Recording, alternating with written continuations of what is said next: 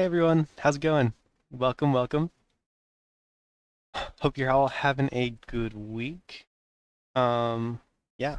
Hey, I'm Ben. What's up? And today we are playing the last chapter of Life is Strange: True Colors. And ooh, my phone keeps stop that doing my intro. And I'm looking forward to that. Last chapter was wild.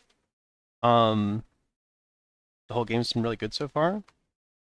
Last chapter ended with us being betrayed. What time is last time? Quinny, hello, welcome back. I think. Oh, oh, right. You left before the end of the stream, didn't you? Um, oh no. Things did happen. Do you happen to remember what was going on when you left? There was a twist at the end of last chapter. Um, yeah. I do not. Okay, Pog. Uh, I wonder if we can chapters. Now, now, now, now. Oh, okay, okay. Sorry, I'm just looking at the art for the chapter, and that is reminding me. I was hoping we could see the choices, because usually you can do that in like the menu, but I don't see that option. Um. Oh, your choices. Let's go. Okay, okay, okay. This'll help me remember. I'll make myself small. It was a good chapter. Um. Okay. So the big thing in the chapter it was the Spring Festival, right? Um. And basically, we went around the Spring Festival and talked to people, and we gave Steph a rose. But also Pike arrested us briefly, um, because Typhon is after us, and we convinced him to let us go, because we took his fear of Typhon away from him. Because the other option was to sign the waiver to make to agree not to persecute Typhon or whatever. We weren't going to do that. Um, ooh, okay, controller. Yes, we gave Steph a rose. Um, that was critical. We kissed. Steph and Alex kissed. That was awesome. We talked about what to do with our futures. Um, we didn't fuck with Alex. Sorry, Alex. Um, yeah, bunch of character threads wrapped up. Riley took the bus to college. Didn't tell her about Eleanor's dementia. Um, blah blah blah. Okay, and the really big thing that happened at the end of the chapter, um, was that um, it was the oh god, I forget the exact framing for this, but it was the end of the spring festival, and Pike had just arrested Alex and let her go. And I think Alex went to Jed to talk about what was going on and being like, we have to get Typhon for this. Like we have to bring it to them, right? Like we can't let them get away with it. And Jed was like, it was just Alex and Jed at the bar. Jed, he's the guy who owns the bar. I'm sure you remember. Um, he was like, I know what Typhon is hiding actually. Now that you mention it, and we were like, oh shit, really? And he was like, oh yeah, I know what they're hiding in that mine. I can show you. And we were like, oh shit, you can show us? And he was like, uh huh, I'll take you there. So we went out to the mine and we were standing over the mine shaft. And then at the end of chapter 4, Jed shot us and we fell into the mine. And yeah, that was the twist. Anyway, that's how chapter 4 ended. I don't I don't know if that was a good retelling. I, I just want to I said that. I said that at the time. I said that at the time. I was like, Quinny was so suspicious of Jed. Said Jed was too nice. And you know what? I didn't believe you, but yep, just too nice. I didn't believe you, but as always, I should never have doubted you for a second. You were correct. Um, yeah. So apparently, somehow, we don't know how.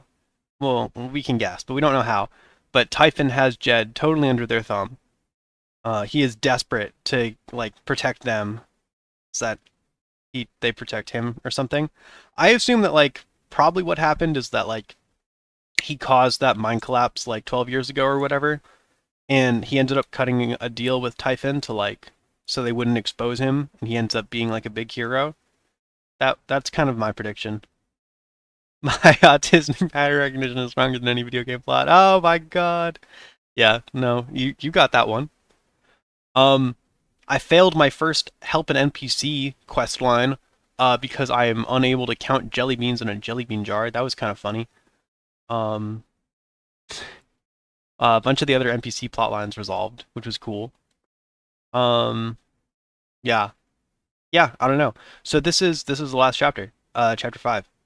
Um, I don't really know how they're gonna wrap it up because in like 1 2 hour 3 hour chapter because I don't know, seems like a lot. But I guess we'll see. I'm excited to see if there's like a big last choice, what that will be, and like what the endings are. So yeah, that is what you missed. Yeah, that's what you missed. Dead in a mine from what it seems. Yeah, short chapter, so it would appear. We load in and Alex is just like, ah, fuck. I think we ended up getting shot in like the hand or something. I didn't really. It was. I don't know. I didn't really get a really good look where we got shot. It didn't seem super lethal, so that's cool. Yeah, so leave that, and then we'll still have the DLC after that. So, but we're just doing the last chapter of this stream. Um, yeah, that's where we are. Hope you're doing good, Quinny. Hope your trip was nice.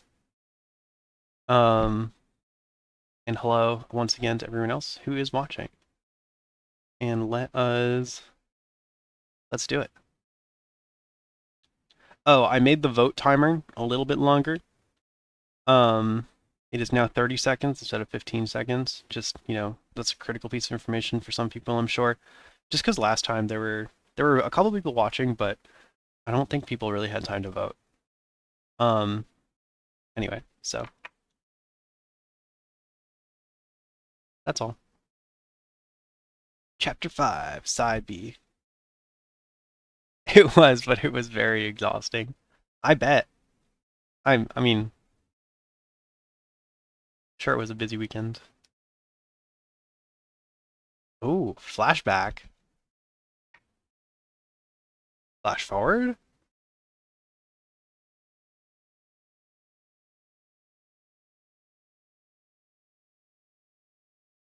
Never trust anyone. Oh, dream. Ooh, okay. Ooh, you're right. That's a good guess. Um, she's probably like passed out in the bottom of the mine right now, and she's like dreaming about being in therapy. I personally would say B, not to be afraid of my emotions. I think maybe she didn't learn that actually. Her emotions are still kind of scary. Maybe the meaning of home? Okay, yeah. The meaning of home is a good choice. I feel like there's still stuff. I still like feel like there's still unresolved stuff with emotions here. Like we're still manipulating people and taking people's emotions, and we really haven't reached a conclusion of whether that's good or bad. As Alex, she sure didn't learn to not manipulate people's emotions. Nope, because I sure did that last chapter with Pike. Even though I really didn't want to, it was kind of the only good option. Okay, yep, the meaning of home. That's a good one. Home is where Steph is, or something.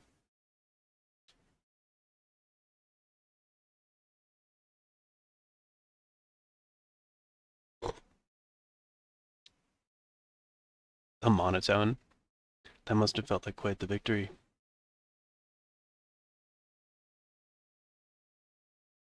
Oh yeah, because Jed betrayed us, right?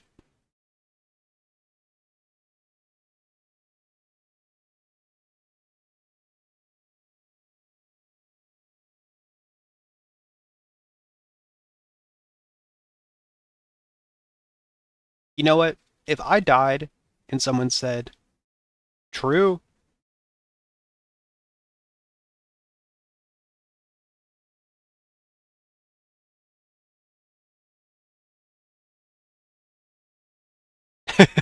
Yeah, that's what it sounds like in my head too. Just violent screeching and distorted noise. The sound of a flashbang having gone off 3 seconds ago in Call of Duty. Yeah, iconic. Um, Honestly, if I died and someone was like, "Well, you tried. That was pretty good," I would take that. That's a win. EHT is a wild experience. That's fair. I'm gonna say you're wrong here because we're not in the same place we were before. We've learned at least a little bit. We learned how to experience joy. That's big.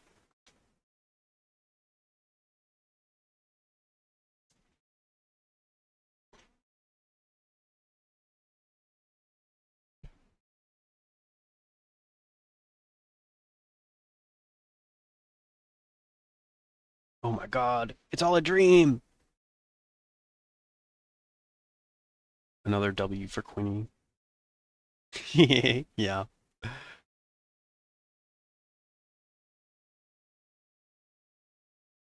What the fuck? Oh, it's Alex. Look at that. That's so cute.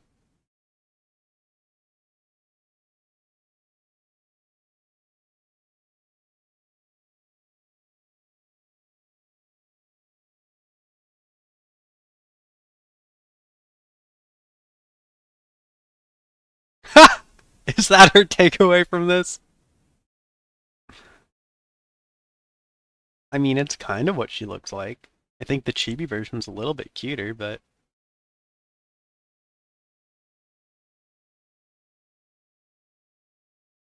who's there?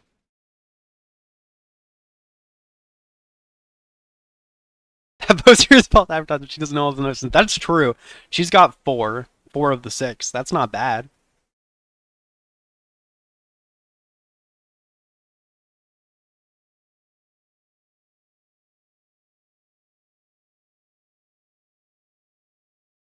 Ooh, she's talking to a guitar case. She's doing really good. Ooh, puzzle. Give me a word problem. Come on.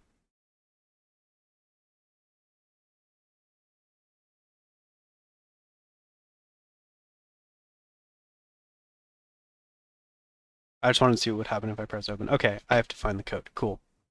I'm on it. Um, okay.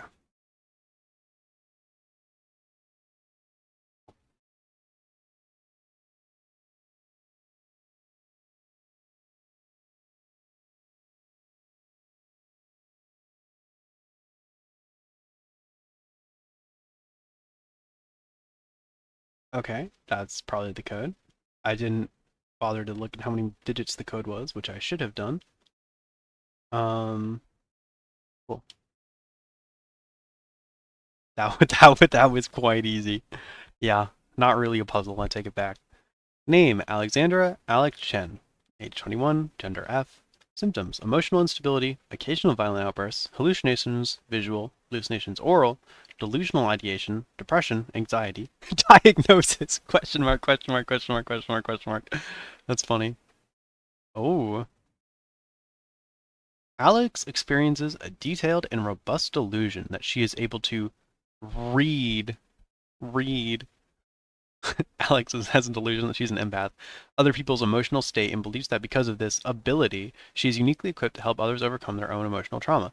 It's difficult to overlook the irony. Someone who's profound. This is a scathing, scathing report. Um, Sorry, my phone buzzed. Let me turn off the fucking buzzer because I'm getting garbage notifications that are distracting me. Okay. Um, Someone as profoundly dysfunctional as Alex adopting the role of emotional caretaker. Had she not been returned to my care, I do not think it hyperbolic to speculate that her reckless attempts at fixing her friends and family would eventually have gotten someone hurt. True. It's my belief that Alex's delusions constitute a threat to her continued well being, as well as those of others. As such, I recommend Alex to be thrown down an endless pit, her body shattered against each jutting board and errant brick until she is forgotten in the darkness beneath the world. This is, in my professional opinion, the most humane thing we can do for her. That's so funny.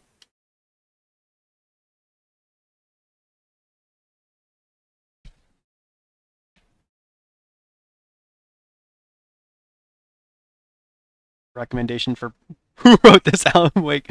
Recommendation for patient: cast into the void.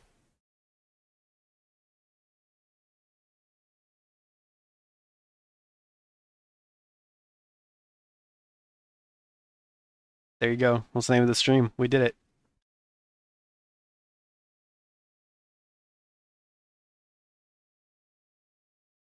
Banished into the dark place.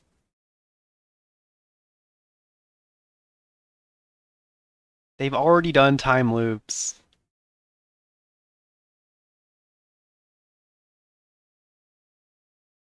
Time loops is the first game. Okay. What's the code? 53322. Okay, cool.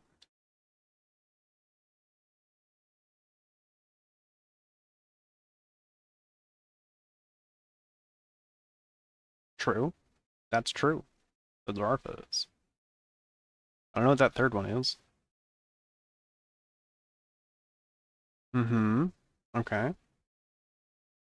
Ooh, take.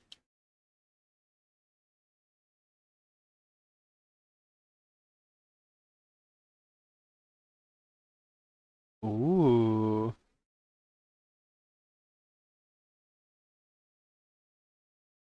I love the trippy Life is Strange chapters. They got those sometimes. Um, that's not how pictures work. Well, maybe it was like maybe it was behind the photo. Ooh. Ooh, we got new stuff in here. Look at this. Um, Dr. Lin, in search of one missing patient, answers to Alex. She was always scratching at the door, trying to get out, but she's declawed, so her capacity to fend for herself is minimal. If spotted, please exercise caution when approaching. She will appear friendly and normal, but we've had some behavioral issues in the past. Please help me find my patient. I'm starting to get really worried. Cute, lost cat. Attention residents, please join me in welcoming Alex Chen back to Helping Hands. We're happy, though not surprised, that Alex has once more submitted herself to the stultifying and inescapable embrace of our institution. Nice. The last communication she had with Dr. Lin, I think if I'm remembering right, from her phone, Alex blocked her. It's funny. In light of all the recent excitement, now is a good time to remind Helping Hands residents that impulses to leave our institution, while understandable, are best resisted.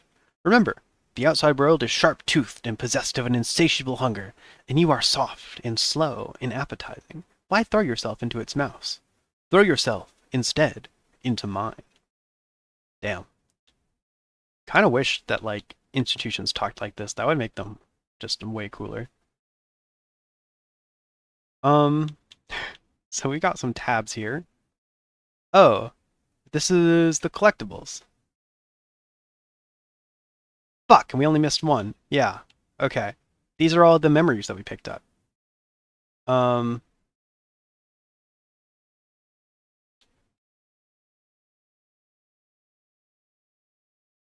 we've done these, I think. I don't. Is there new text in this? Am I gonna read through this? I'm trying to see if this is new. What's one that I remember? Oh no, this is new text. Oh, okay. We'll go through them. All right, Gabe, crack. Maybe we still have to find the last one. Well, this Jed section, this one is oh, man, I don't like that you can't see me pointing at the screen. This Jed section is the one that I think we're gonna fill out this chapter. I know that we missed one from the time that we didn't go upstairs. I mean, maybe we didn't miss it, but I'm pretty sure we missed one. Yeah. Anyway, okay. Gabe, chapter 1. He'd been in town for a week. Maybe we find Gabe's body. Oh, right, your other theory about Gabe still being alive or something. Yeah, maybe we find him in therapy. That would be big. Huh. Okay. Um, he'd been in town for a week, and all his free time went into finding Dad. It was useless, of course. Dad had disappeared from here years before. Moved on to some new town, some new job. Gabe called country clerk, following up on a rumor, and just for a second, he was just hiding in the mines. Maybe. That would be cool. I feel like that would kind of subvert all of the emotion they made us feel about Gabe's death for like 4 chapters, but maybe. Um, it must have seemed like he'd finally cracked the case. Our records do show that a Mr. John Chen was briefly a resident of Haven Springs, Colorado, but then it's such a shitty feeling realizing that you've exhausted all your options, that there's no more gas in the tank. At first, all you can do is lose your shit. Try to put your foot through the wall, scream at the stars, and hope to cause an avalanche. Ooh, too soon. But eventually, when you're all out of anger, you gotta look at yourself in the mirror and ask yourself who you'll be after all this. And Gabe didn't have an answer. Not yet. Fuck. The bumper does not go to the next one. Then we're missing one. Gabe Gummies, Chapter 2. He knew, obviously, staring at the ceiling, remembering Juvie, remembering Mom, me, us, Dad. I don't think he even knew what he would do if he ever found Dad. The crusade justified itself, offered him a sense of purpose, something to distract him from the gnawing, hollow notion that he didn't know how to exist in the world the way other people did. I think this was the first time he had a real conversation with Charlotte. I think he remembered it for a long time afterward. She looked at him with genuine concern in her eyes, tried to identify what was broken, and find a way to fix it. And all at once, it struck him that maybe he was fixable. That maybe someday he could be like her, like Jet, like all the people in this town who rely on each other and lift each other up. He wanted that, and he felt embarrassed for wanting it. I just want to grab him by the shoulders and shake him. Like, of course you can have that, dummy. You're Gabe fucking Chen. This town has been waiting for you. It needs you. But then I remember it doesn't matter who needs him. He's gone. That was a good one. I like that one. Gabe, Dollar, Chapter 3. It was a test he gave himself. Do something normal. A favor for a friend. Watch her kid so she can run some errands. That's the kind of thing you do when you're just another member of a small town community, isn't it? And sure, it wouldn't hurt to earn some points with the cute girl who owned the dispensary. He really liked her, even then. It's actually super cute, the mental gymnastics he did to convince himself he didn't have the biggest, dorkiest crush in the world on her. But really, this was just about being mundane. Just the dude who works at the bar sometimes, not some sad sack fuck up drifter obsessing over his secret mission. And for a minute, he found that he was good at it, and that scared the shit out of him. Because for the first time, he could imagine giving up on Dad. It's like standing on top of a tall building and thinking about how easy it would be to jump. You're not scared because you want to. You don't want to. You're scared because of how little effort it would take for you to go from safe to unsafe. How few steps lay between where you are and the insane thing you're imagining. What did it take for my brother to become the person he ended up being? When this is where you start, how do you find a way forward? Damn. Gabe was really struggling through these. This He seems like such like a good, nice person in the game. I like how this paints the picture of him like struggling to be normal. That's really nice.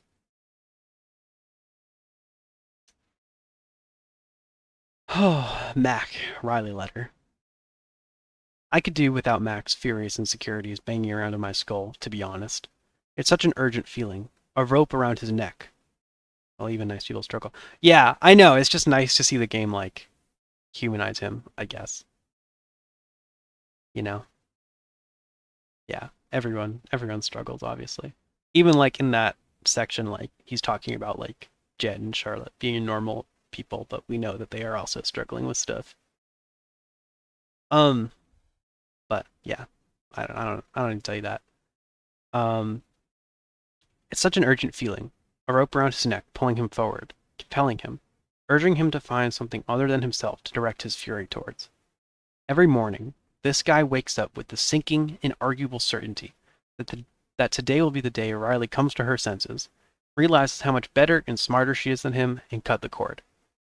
So it's almost a relief when he finds some external target to project his self-hatred onto. Riley's goofy bartender buddy, the one who's helping her follow her dreams of leaving Haven Springs behind. He tells himself a story, turns Gabe into the villain, and for at least as long as it takes to blow up in his face, he can distract himself from feeling worthless. I wish I didn't relate so fucking hard. Yeah, yeah, yeah.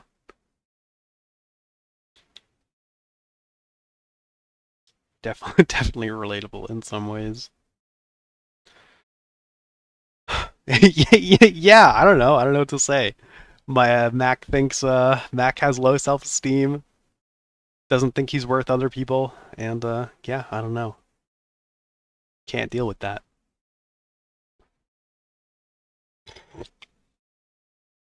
Man, I just started streaming. You're expecting me to process serious emotions? Okay.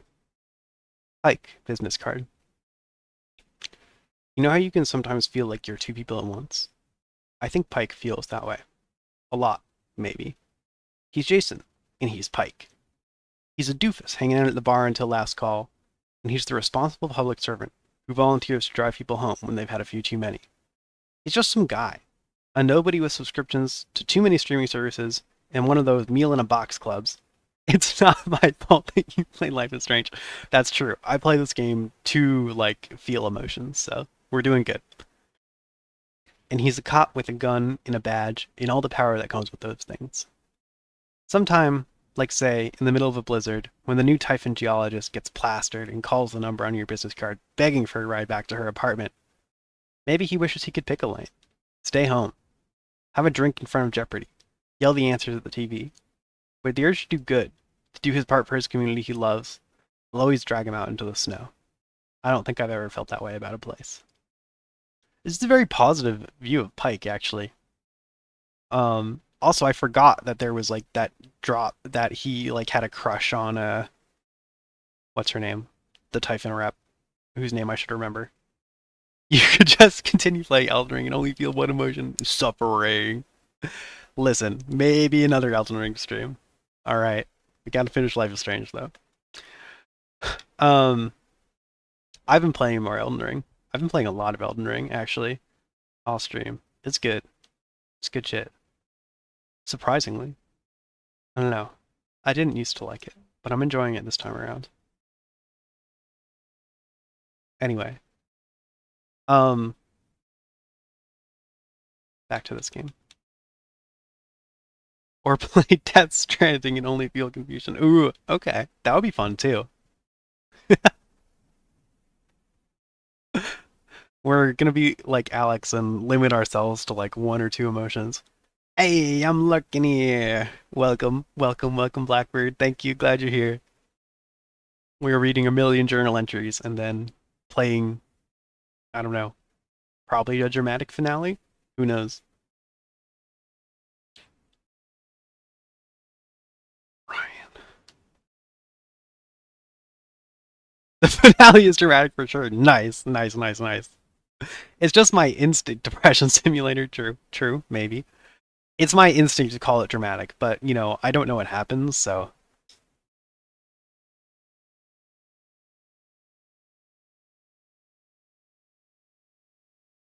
Ooh.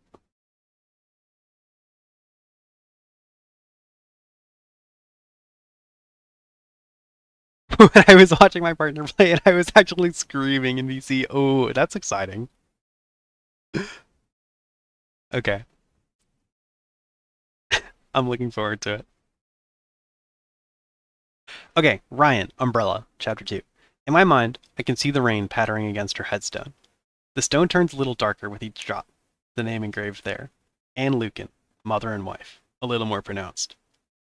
Ryan stared so long at that name during the service that it stopped signifying what it used to signify. Just lines scratched into an expensive rock. His mom was more than a name, more than a mother or a wife. His mom was the reason Ryan felt so deeply, the reason he was unafraid to embrace and evangelize every dorky passion that captured his attention.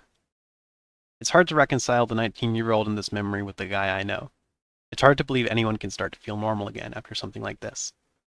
I'm still not sure I do believe it. I don't think we actually ever heard Ryan mention his mom. Maybe if we had done more scenes with them. Okay. Ryan Polaroid. Oh, Ryan, been there, bud. Jed was the only thing he could make out through the fog. The only discernible, familiar landmark in a stormy sea of Jaeger bombs, jello shots, and ridiculously alcoholic Colorado microbrews. So he clung to Dad, trusted him to get him through the worst of it. And Jed did. Ooh, Ryan's gotta feel like such shit when he finds out about what Jed did to us. That is not gonna go over well. Every time Ryan felt like the world was going to open up and swallow him, Jed's voice brought him back, anchored him. It made me want to be that for someone else.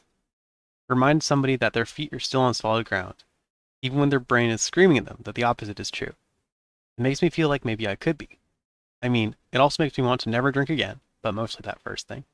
Smells like daddy issues. I mean, I feel like there are definitely parental issues on display here for sure. No, okay, there is Steph down there. Oh, I'm excited for the Steph entries. Riley, t-shirt. This is her robotics t-shirt. It's fucked up how kids select their scapegoats. Doesn't matter how pretty you are, or how smart, or how functionally identical you might be to one of the cool kids. That's how you can tell you're cool, is when you describe yourself as functionally identical to a cool kid. All it takes is one thing. A dorky t-shirt worn on the wrong day. A moment of unstudied enthusiasm when detached cynicism is in vogue. A clumsy misstep. An utterly innocuous nothing that some little asshole latches out and turns into your whole identity. Poor Riley. I can't have daddy issues. My dad was never there. Ooh, huh. Take that up. Take that up in therapy, maybe. I don't know if I'm an expert on this issue. These dudes were so cruel to her that she thought about quitting. No more computer stuff. No more building things. It wasn't worth it.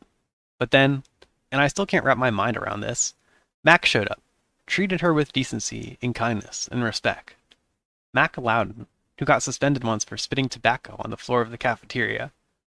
Which, like, really, Mac? Come on, dude. That Mac Loudon, that Mac Loudon recognized that Riley was extraordinary, and he went out of his way to make sure she felt that way. But still, man, the chewing tobacco thing, yikes. I mean, he's a high schooler, like. I mean, Mac's an asshole for sure, but I mean, I don't know. That journal entry makes him seem okay for once. Riley, CIT sticker. Leaving home hurts. It's been so long since I've had a home to leave that I guess I forgot that. You can focus on the future, the hope and the excitement of taking that next big step, the relief of starting fresh, but the pain doesn't go away. For Riley, I think home is Eleanor more than it is Haven Springs. The town is just wood and concrete and cobblestones, but Eleanor? Riley wouldn't be Riley without her. I think I understand that a little, or I'm starting to. What I love about Haven Springs, what makes me feel like maybe I fit here, is the people who have made space for me. Oh, this is so sweet. When I think about leaving them behind, even if I knew something better was waiting for me, it feels like leaving behind a part of myself. Oh, we were right. She did learn about the meaning of home. Steph, let's go! Oh, let's go! We get Izzy lore! Steph, button. They met in Seattle. A couple of queer punk rock girls drifting through the scene looking for comrades who wouldn't be spooked by their respective baggage. And they found each other. They called the band Drugstore Makeup. Steph on drums, Izzy on guitar. A lot of noise for a two-woman band. For a while, Izzy thought they were in love. For a while, Steph tried to be. It's weird to think that the things I like most about Steph, her enthusiasm, her ability to have a wild idea and commit to it, her fearlessness, represented such a dead end for Drugstore Makeup. For her and Izzy. I can feel Steph staring across the rooftop at her, wishing that Izzy was what she needed. And I guess my heart breaks for both of them. That's so sad. Aww. Steph just didn't love Izzy back. That's so sad. Izzy seems cool, based on that one flashback we had. Okay, Valkyrie's dish. Okay, well that was pretty freaking adorable. From the second Steph locked eyes with Val, that cat was hers. All her talk about calling Pike, trying to find Val's owner, bullshit. Not like intentional bullshit. She really did intend to do those things. But deep down she knew. This cat was her new best friend. Another wanderer, another prickly punk rock lady with very particular taste in people. Also, super stoked to know Steph has a baby dog voice in her repertoire. Excellent blackmail fodder. Oh, that's cute. Okay, Drum Kit. Gabe booked the show. He'd found them on the internet and gotten obsessed. Whoa! That's cool. Is this how they met? Gabe just slipped into Steph's DMs? Sent Steph a message out of the blue. Some stranger who swore there was a scene in Haven Springs. So they came. And they played to an empty room while Gabe headbanged behind the bar and sang along to every song. And what's wild is that Steph and Izzy loved the whole thing. There was something kind of special about being united in their shared mortification, cringing together instead of cringing alone, and by the end of the show it became a game. How hard can we rock when nobody gives a shit? If the best punk rock band in the world plays a show and nobody is around to hear it, do they make a sound? Oh my god. Gabe lured Steph to Haven Springs, and then made her stay by being a good friend.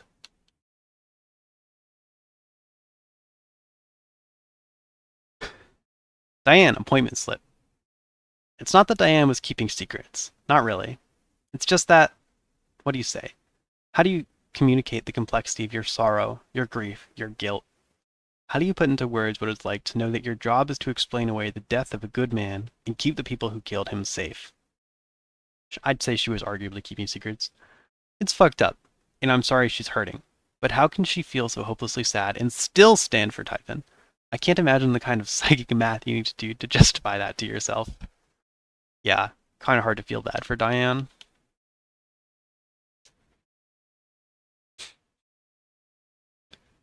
Ducky, old paper.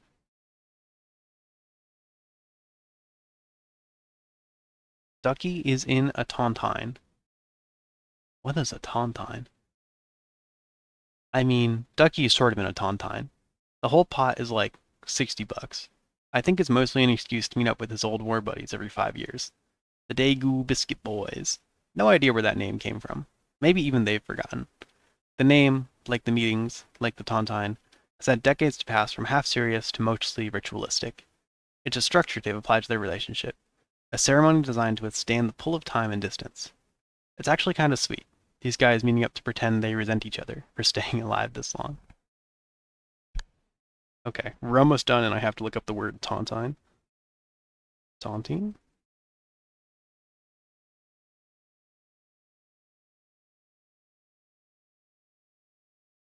Oh, okay. It is a deaf thing.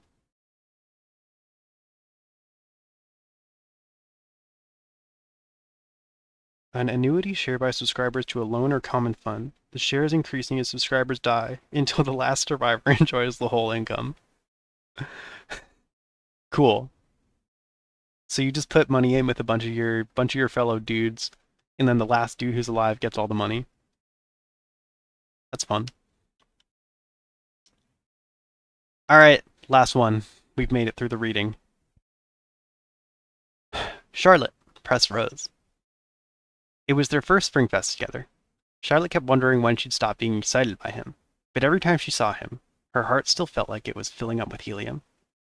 That sounds like something you do while drunk. Yeah, but I don't know. It is kind of fun in like a depressing sort of way, you know? I don't know. At least that way when your friends die, you have something to be like briefly excited about or something. I don't know. Adds a little bit of levity perhaps. It does though. You're right. Um, every time she saw him, her heart still felt like it was filling up with helium. They didn't say anything mega serious to each other that night. No promises of forever or professions that they'd never know true happiness until they met, or any of the other stuff people say to each other in black and white movies while the strings fell on the soundtrack and the Vaseline on the lens sparkles. They just did what they always did. Flirted, joked around, picked on each other. But still, this was the night Charlotte knew she wanted to be with him for the rest of her life. I want so badly to give that back to her. Other people in town, I can locate analogs for their pain in mine. I know how to help because I know what it feels like. But Charlotte's hurt is unique. Every time I try to compare it to mine, it's like trying to open a lock with the wrong key. Oh, all my friends are dead, but at least I have money. Yeah. When you win, if you win, you're like, woohoo, I won, and then you're, the last person alive. So that's kind of depressing. Okay, we got through the reading. Those were good. Those were all really good. 5, 3, 3, 2, fuck, 2. It is pretty badass to have your like guitar pin code be like your psych case number. I think it's pretty badass.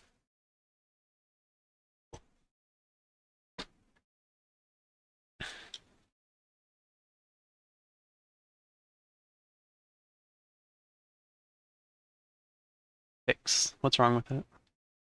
Oh, and probably needs to be tuned, given the fact that we have a tuning thing. You just have to force all your new friends to join in, so there's going to be more and more money. I guess. But the more people that join, the less the odds you get the money, you know?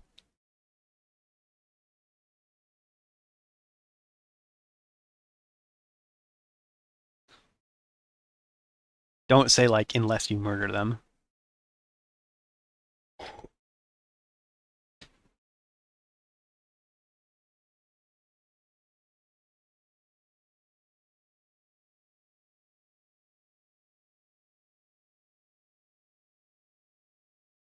Oh, what? Oh. Oh, right. We've fallen down a mine shaft. That's true.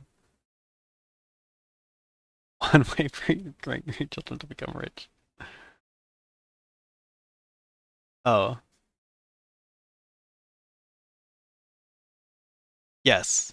This is the mine shaft.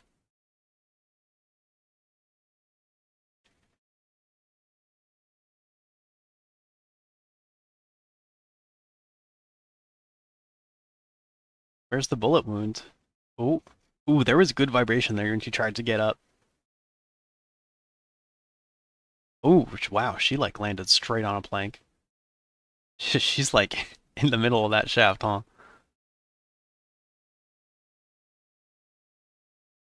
Where was she shot? I swear it was her hand. Ooh.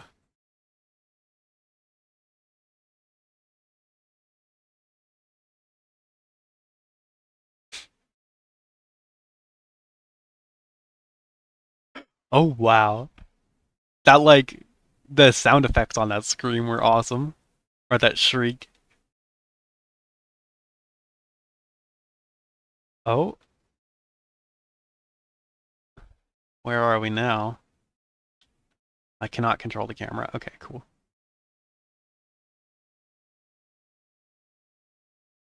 Oh my god, Gabe is down here.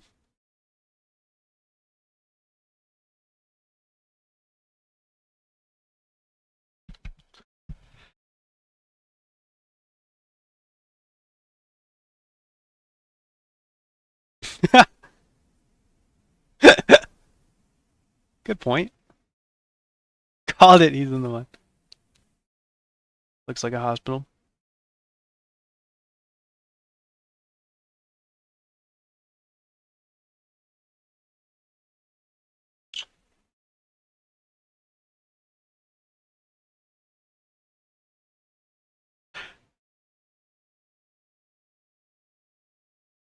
Ooh, we're role playing.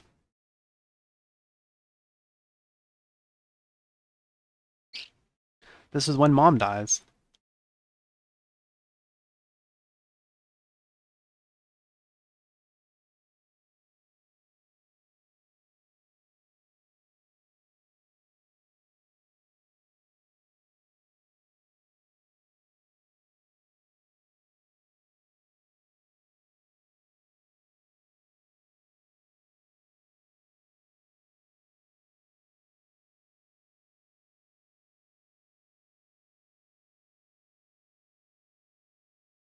Okay.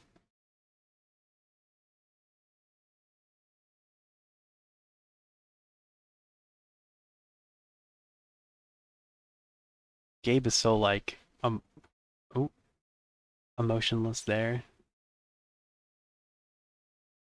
That painting, I turned around to look at this painting because it looks a lot like, just reminds me a lot of Jed.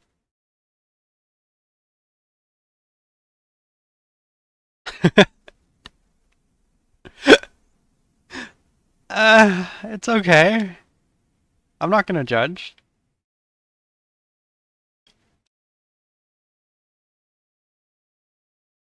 Oh, looks more like Ducky. Oh, fuck, you're right. It does look more like Ducky.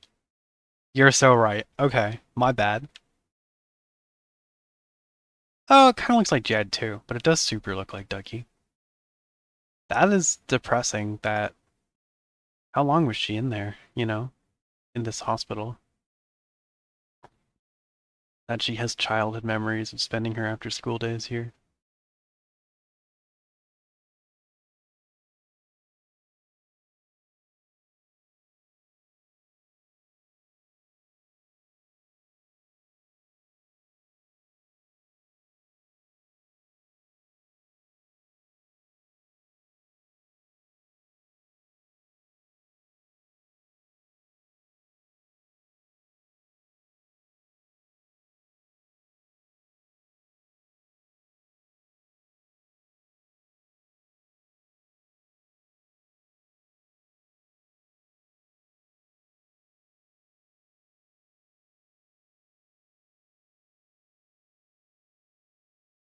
Scared to look behind the curtain.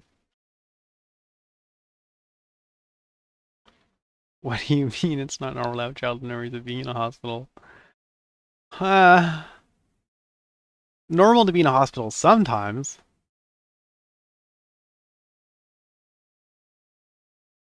Oh, oh baby, we got more memories. Alex Chen, age 10, sadness. Today we went back to the hospital because my mom is sick. Our neighbor drove us there because my dad stayed the night with my mom. I wanted to bring my rat Shushu because I always bring Shushu when I go to the hospital to see my mom, but I forgot. Mom says I have to take care of my brother and dad. She used to not be so skinny, but now she is so skinny. I wish she was not so skinny, and I wish she could come home. She gave me a necklace she wears sometimes. Is that the necklace? Okay. Well, that's definitely cancer.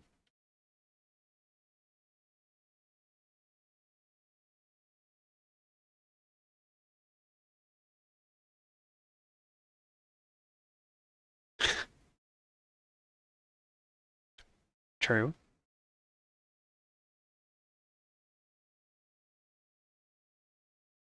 It's a very lackadaisical looking fan.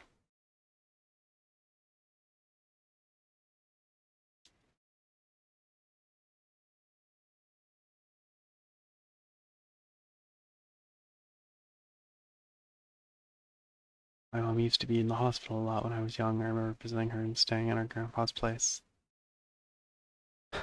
Yeah, I mean, it it is normal. It is just, frequently sad.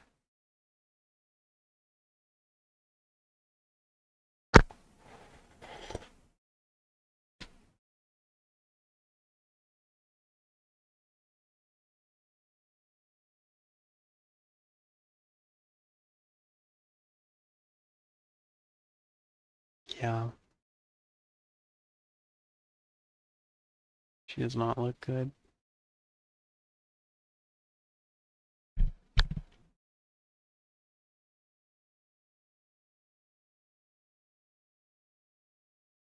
Tell me about it. I was in the hospital today with my dad. I'm sorry to hear that. I hope he's okay.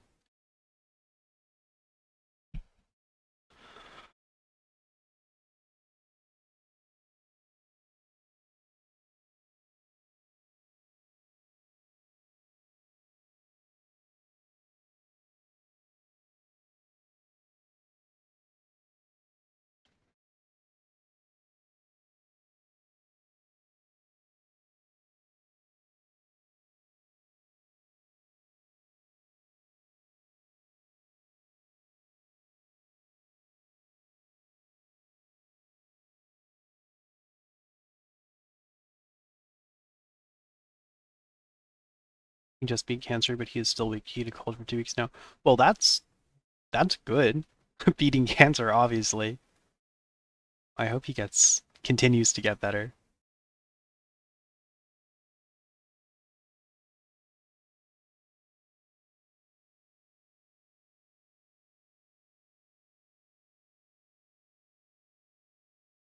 Oh, we get to do it again.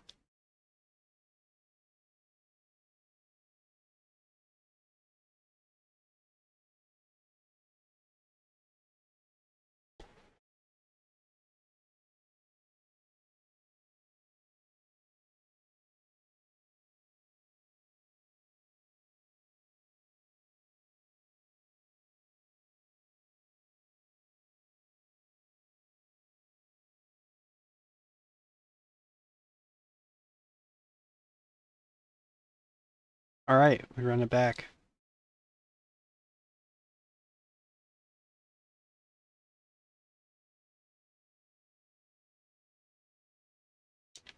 Cool. Okay, we're not going to get any new text on the things we've already looked at.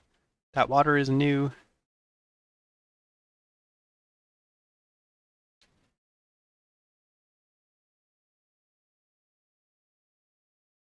Or I missed it the first time, I'm not sure.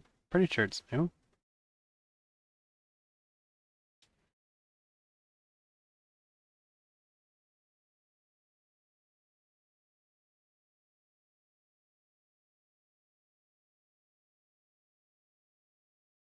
Hello?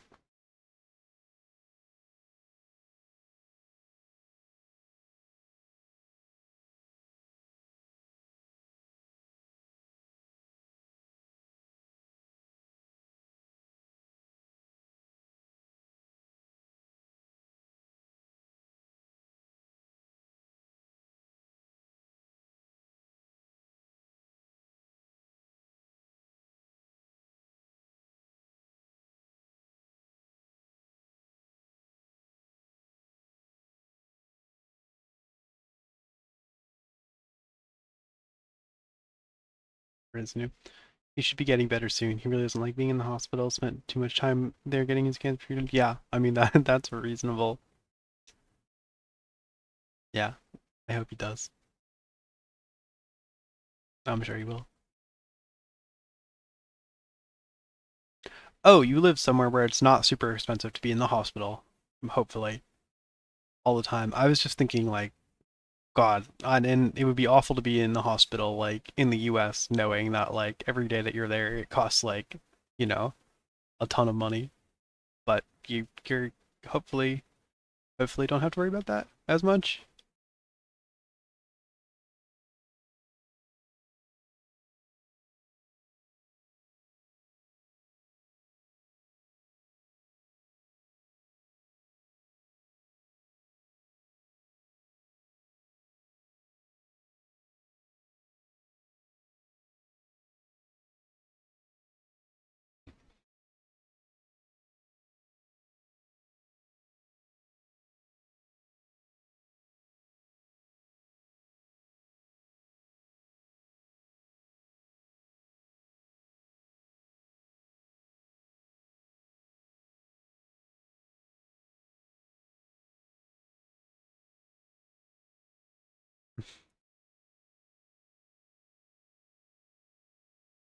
Not as much. No, he mostly complains about the food my mom cooks too good. That's sweet.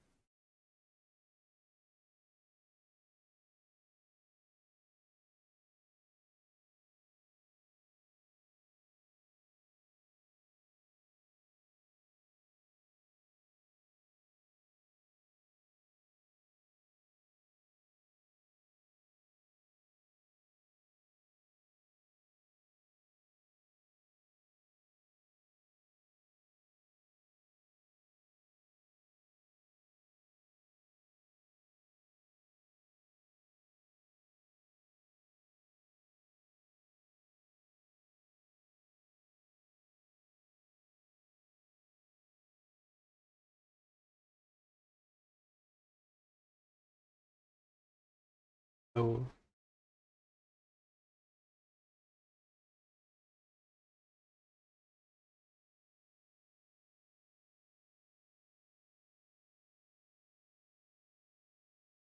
Oh. This part is like extra chilling knowing what will happen to her family.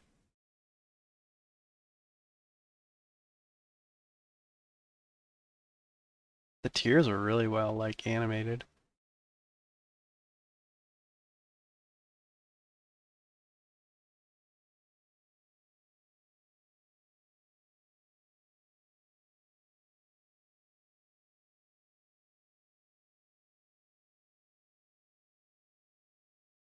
It's part of the reason I liked Before the Storm so much. Playing it after Life is Strange, like the prequel, because like knowing what happens in Life is Strange makes all of the things that happen and all the relationships that get formed in Before the Storm be so much sadder. The last three deaths of my family were all caused by cancer. You weirdly get used to dealing with it.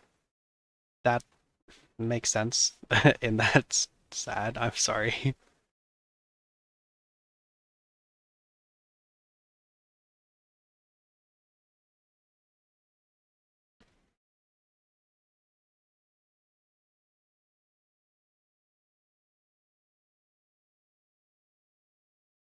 But yeah, I believe that.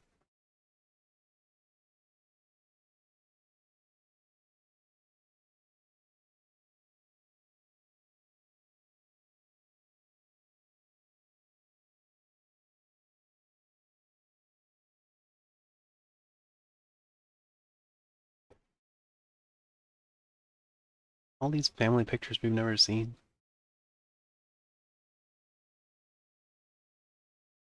Shoo shoo.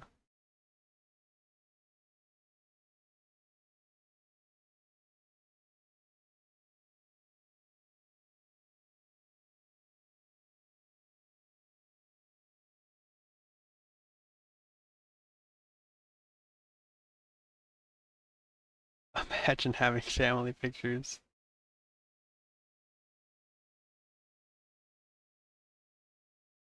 Really more of family illustrations, but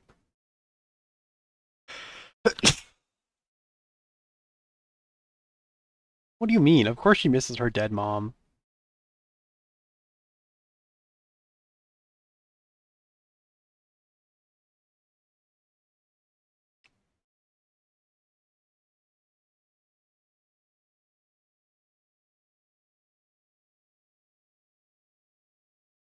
You know, I'm not sure that this question is going to resolve too many of my questions about what is going on in Haven Springs.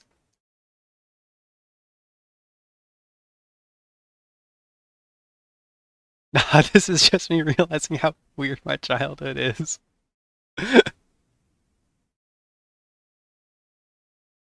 I I almost don't want to ask why you don't have family pictures.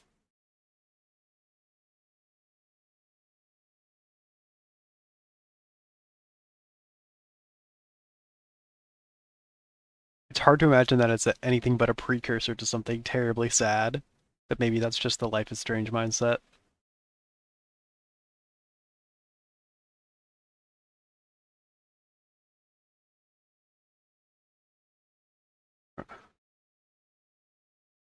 Oh, we're gonna do the classic put on the put on the loud music while mom and dad argue, or in this case, you know, brother and dad.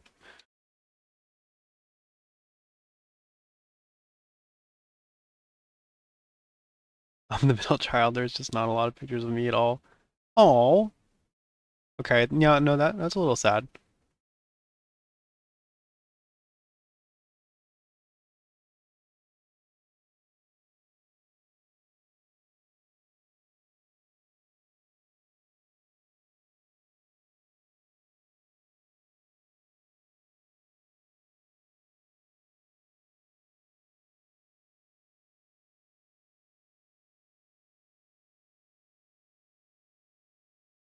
Soundtrack to your family falling apart.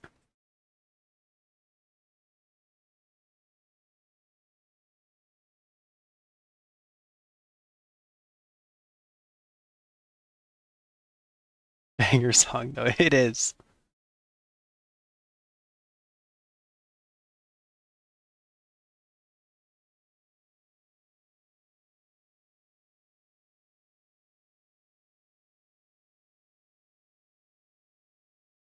Oh no, it's gonna be worse. Fuck.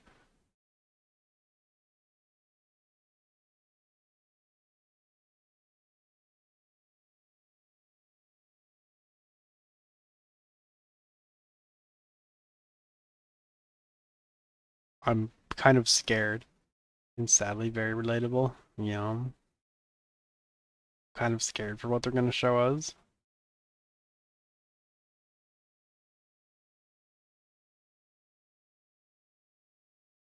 Christ.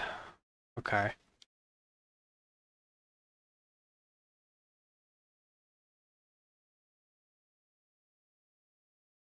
Damn, this chapter is heavy.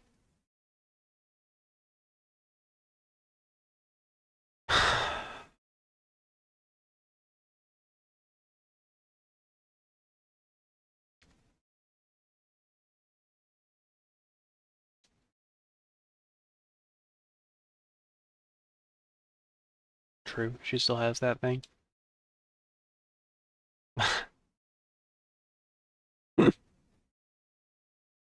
Poor Alex. She's so much responsibility foisted on her. And obviously her dad and brother doesn't really know how to cope.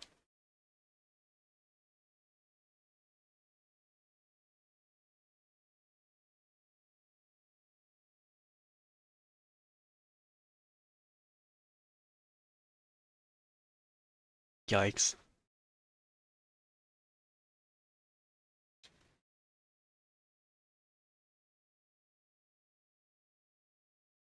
Classic butter cookie tin sewing kit. And this might be a personal question, but are you a child of a divorce? It is a bit of a personal question, but my parents are divorced, yeah. That's not like a secret.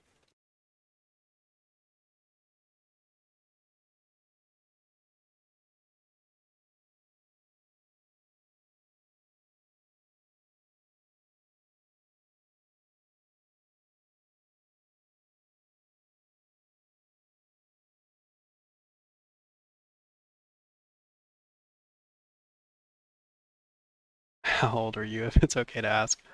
No, you're good. I probably won't go into excruciating detail on my personal backstory. But I was pretty old. Um, like about to leave for college. Um, and it wasn't like I wasn't. Yeah.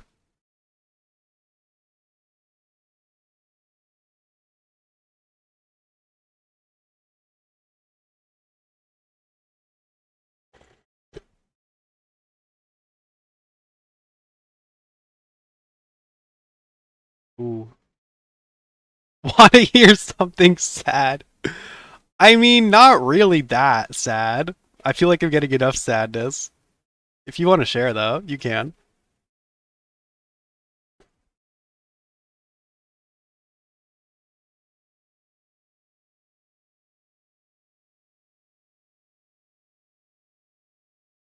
We are getting more gay memories. Damn, no, still not getting it.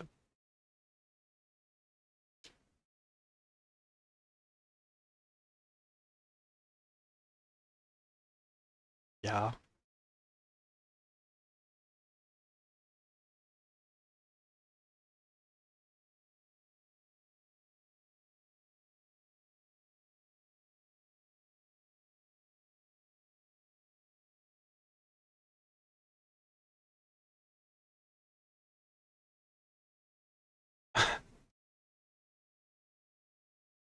That's kind of cute in a depressing child drinking way.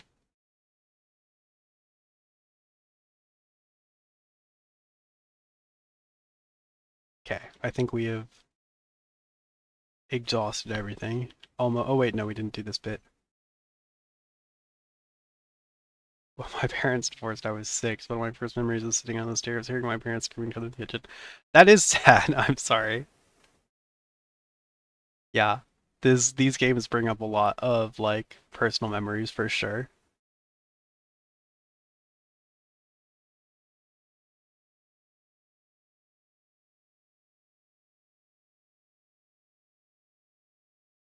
Like I said, weird childhood. Yeah, yeah. I don't know. So it goes.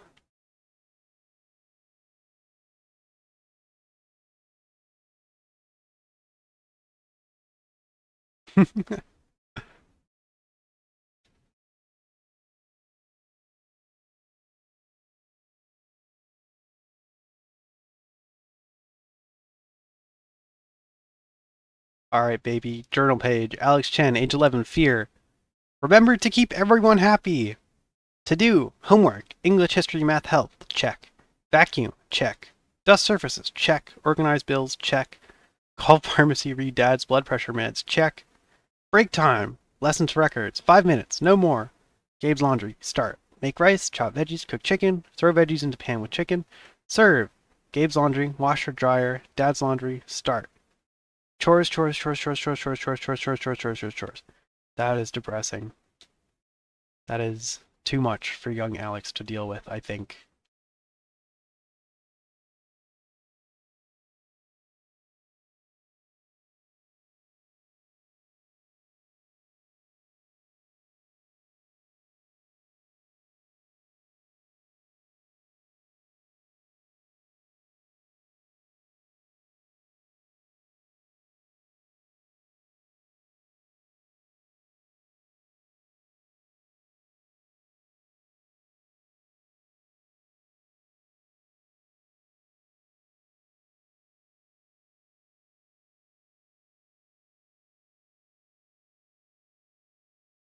Yeah.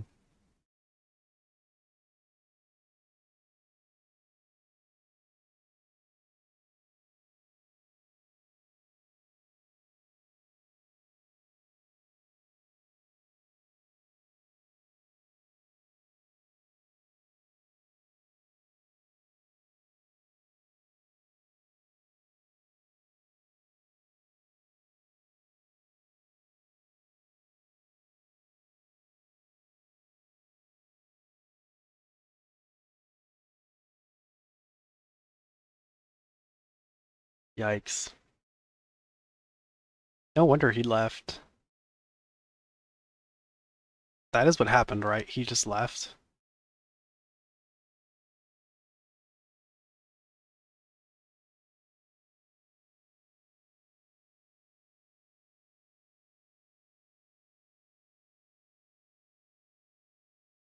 Wow. This sucks. That sucks.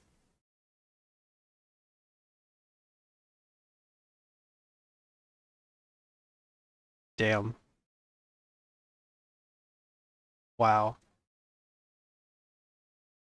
That's really fucked up.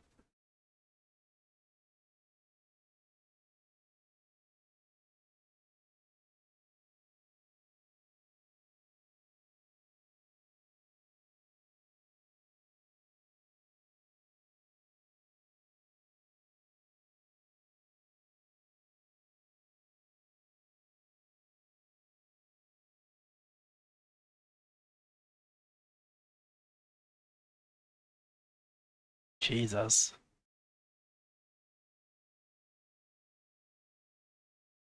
He's gonna take it?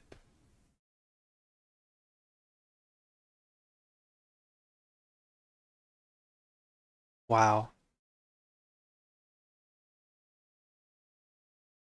That's awful.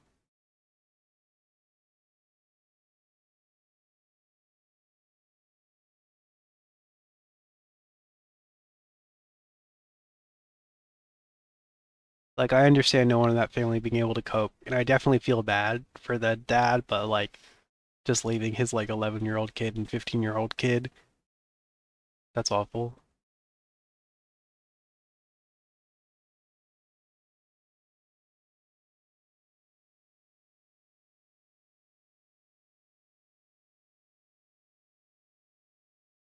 Don't worry, he's just going to get some milk. Classic dad move.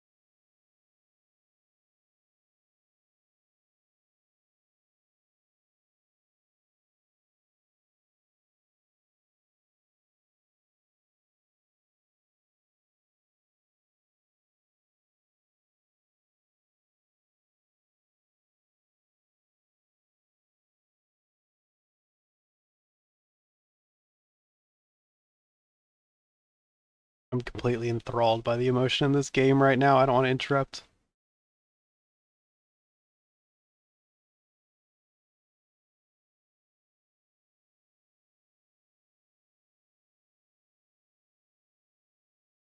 This does look so like a stereotypical orphanage, doesn't it?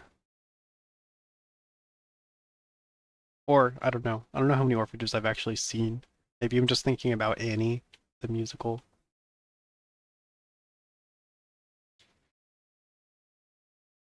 Happiness is a choice you make every day.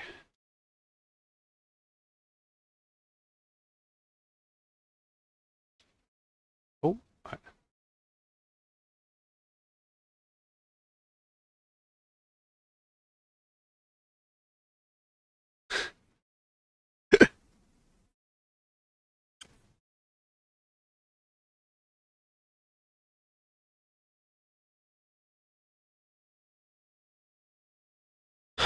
wow.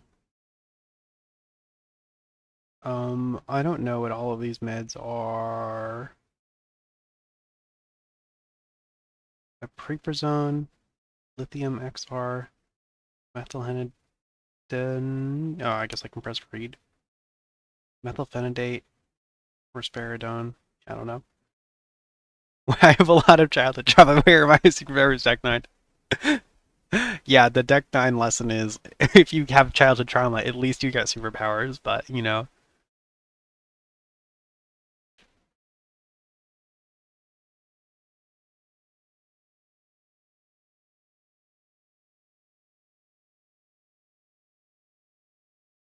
Helping is good. Well, you have the demonstrated power to recognize patterns in video games. So that's kind of a superpower if you like squint, you know, a little bit. It's a similar level of superpower to like recognizing people's emotions, you know? You can't have metal bars on the windows and say that. It just doesn't work.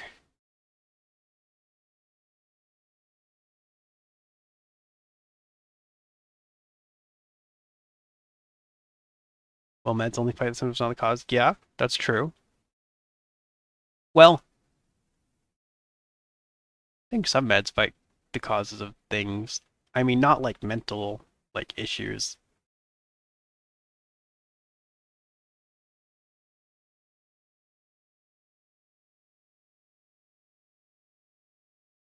Fuck you. Dormitory rules. Residents must adhere to their assigned schedules at all times and are not permitted to loiter in the dormitory outside of designated free time. Glass and silverware are to remain in the canteen. Do not bring these into the dormitory. Non-resident guests are not permitted in the dormitory. Lights out occurs at 9 p.m. every evening. No music, no TV, no screen time after lights out. Failure to adhere will result in disability action.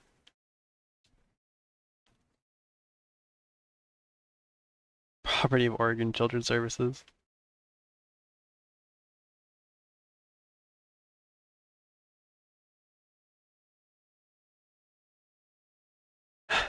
Sadie, Sally, something with an S.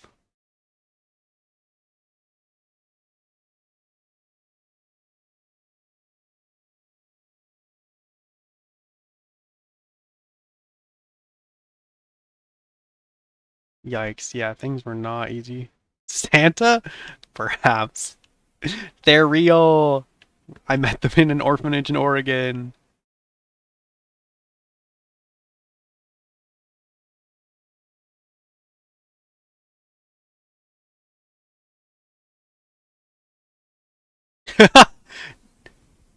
Quiet, Gabe. No,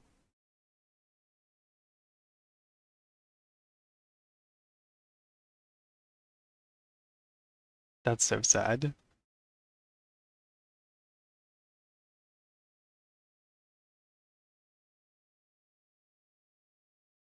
Well, it's not stupid. I could be helpful, I think. Ooh, anger.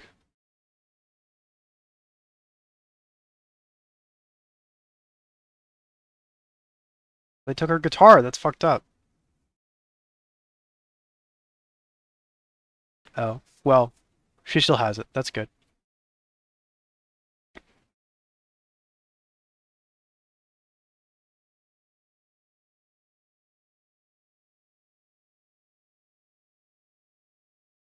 Yeah,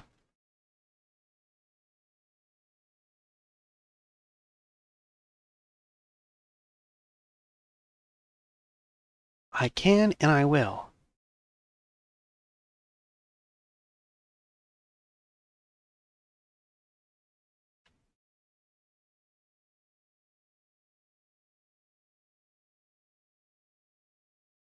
Mm-hmm.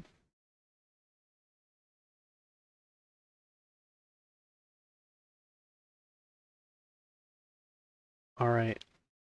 All we have left is this ominous footlocker. Oh, we just get to sit on it. Okay. I was worried about what was inside of it.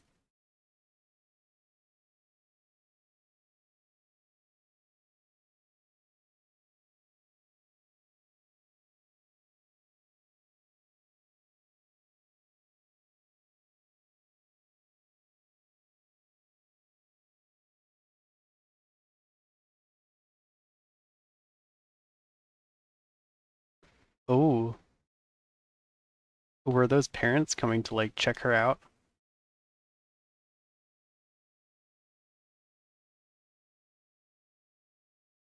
Ooh.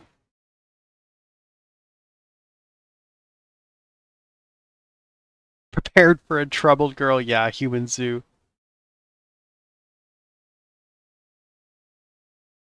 Yikes. Yikes. Yeah, very much human zoo.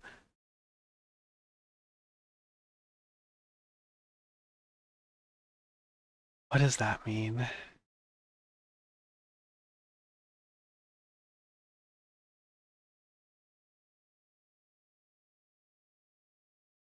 Jesus.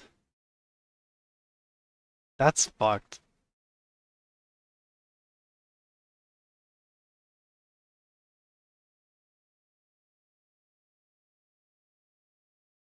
That is so fucked. Talking about her like she's a dog.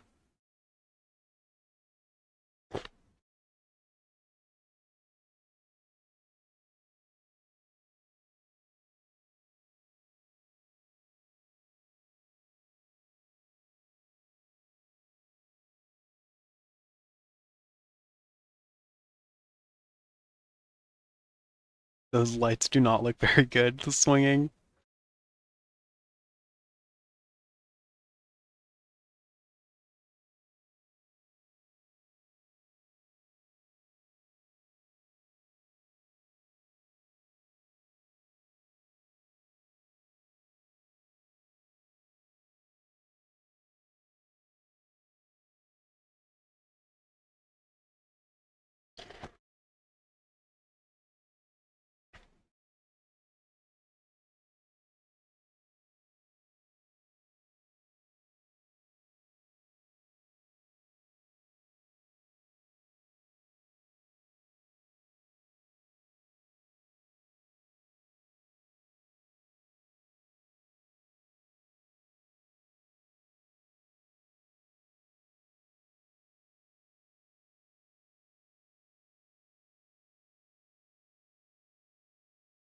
Yeah, it wasn't really your job.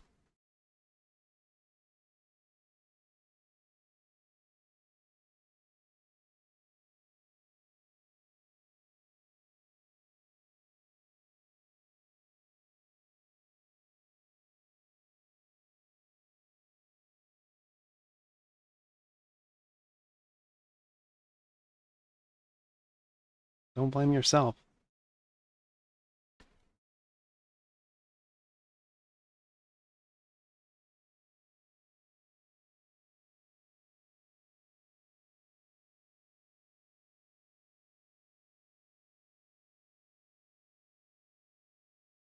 Same, Alex, same.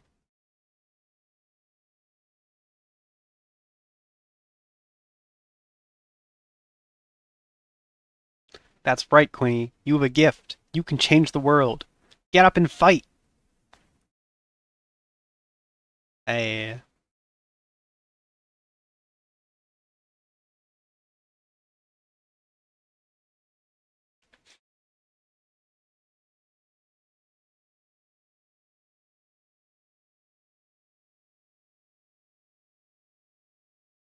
Well, we finally made it to the bottom of the mine shaft. Well, I guess the bottom of this part of the mine shaft. She should not be alive, not gonna lie. I don't know. She kind of landed on that plank halfway. So it was kind of like two smaller falls. I don't think she fell more than 50 feet total.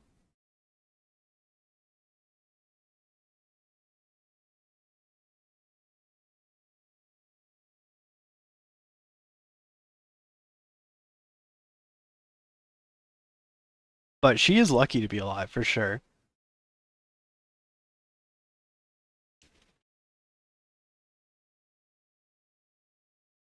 Which most likely should have broken all her ribs. You think so?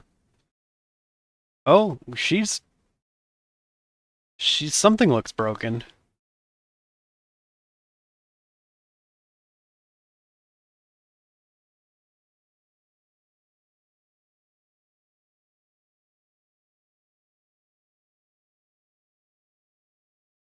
The way she was laying on that plank 100%. That's fair. It did kind of look like she landed directly on her ribs. Um, she's gonna need someone to drag her out of the mine at this rate, though.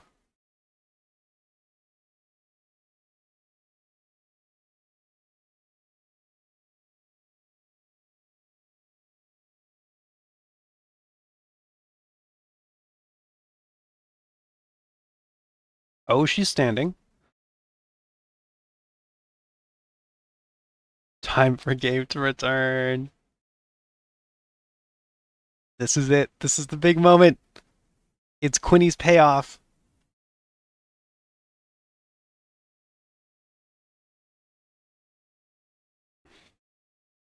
Can we look? We can't really look up. Okay, I just wanted to see how far we fell. Nah, I think it's gonna be the kid. Where? Yeah, where was Ethan last we saw him? At the LARP, right? I think we saw him at Springfest. I guess it could be the kid. That would make sense.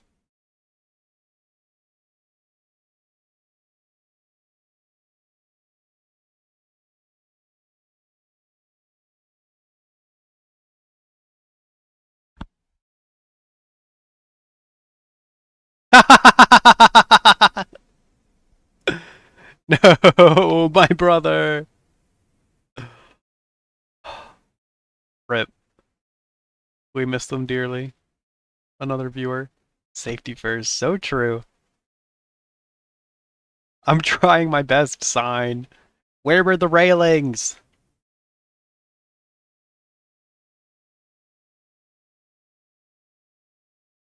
OSHA violation.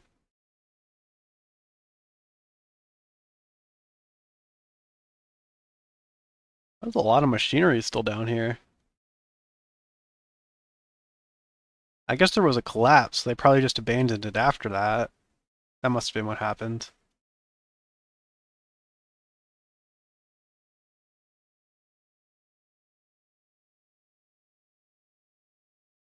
Like when you have a mine collapse, you probably are just like, all right, we're staying out of there.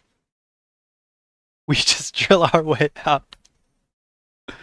Alex whips out her heavy machinery operation license.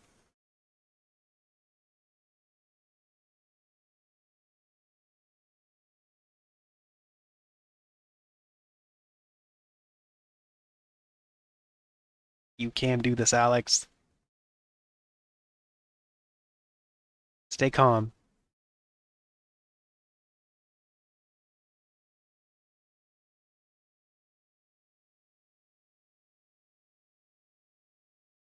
What are we looking at? What are we looking at here, folks? Ooh.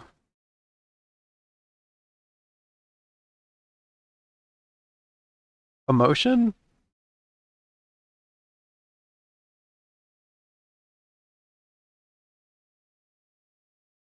You think Alex is forklift certified?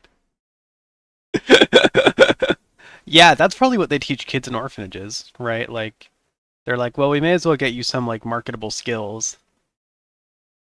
you know? So they put him in like forklift school, or however you get forklift certified. This might shock you, but I am not forklift certified. Build some skills early on. Exactly.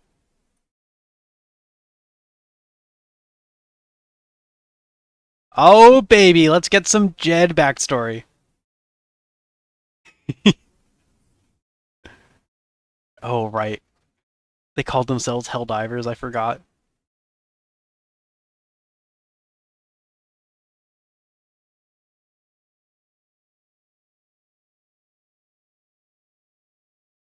Yeah, it's like a driver's ed class, but just forklifts.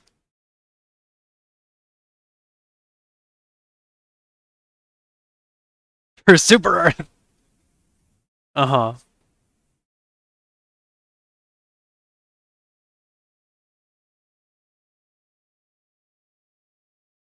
That's not a great thing to say. I feel like at your deepest in a mine is when it's most reasonable to quit, right? Helldivers! Hey, insert Helldivers promotional material here. Look at that. Look at that beautiful promotional screenshot. That's nice. It's all Jed's fault. Yeah, I think that's a safe conclusion. That's what I was saying. It's still really, like, damp. Ooh, that was not a good sound. Insert Helldivers theme music. Yeah. I mean, who covered for him?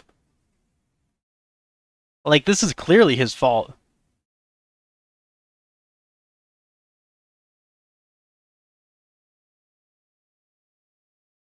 Oh, I like the footstep sounds. That was good.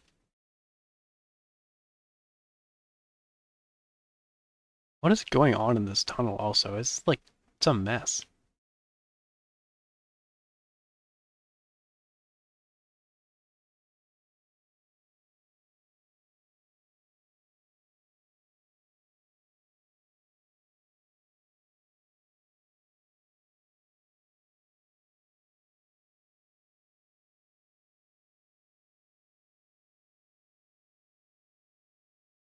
Yikes, that sucks. I mean, obviously.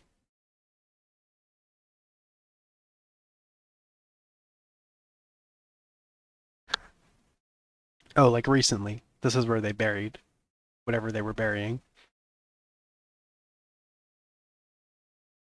He saved everyone, they say. They did say that. Like 12 people, right?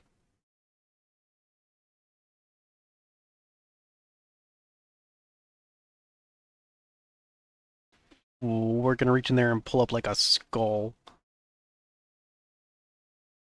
Like a sopping wet bone. Oh, that's fucked! Oh my god. Whoa! Whoa!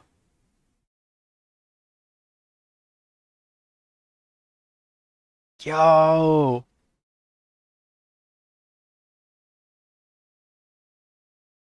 That's crazy.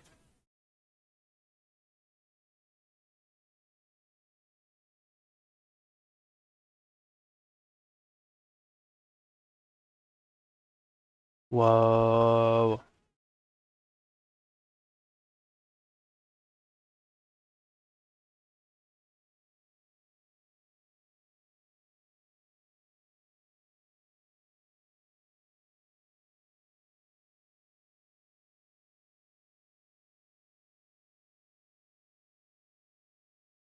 Holy fuck, that's sad. Yeah.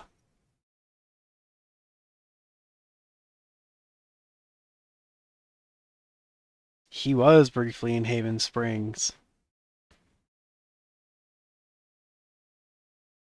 Damn, Jed fucking killed her dad.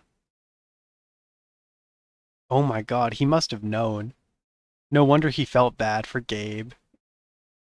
He must have felt so guilty. He must have known that Gabe was looking for his dad and, like, put it together that he was responsible for the death of Gabe and Alex's dad. Time to go kill Jed. We raised our drinks to Jedlikins, pulled us out of hell. Some of us pulled some of us out of hell. December 30th, 2008. That's when he died. That's fair.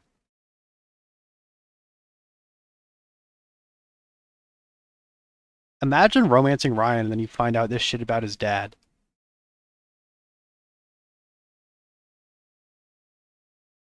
How would you even deal with that?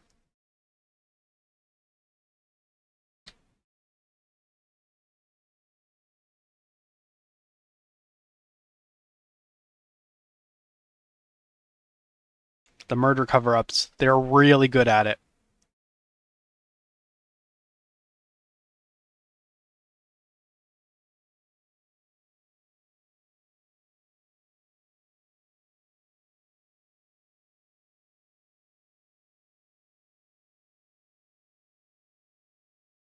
Do you think he also, like, killed Ducky's wife? Are there any other crimes we can pin on him?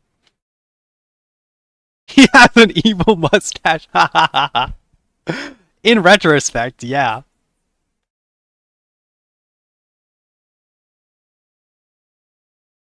God, this is such corporate drivel.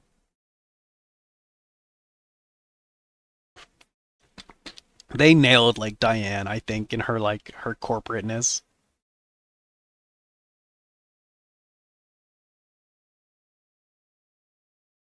At least I don't have a mustache. I kind of have a mustache.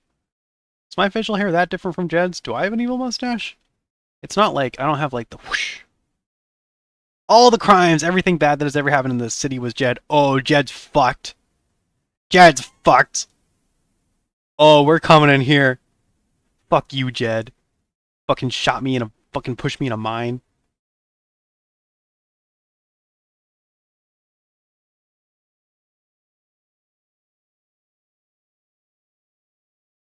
Jed. This will be hard to hear. There's only way to put this, and I cannot emphasize this enough. Fuck you, Jed.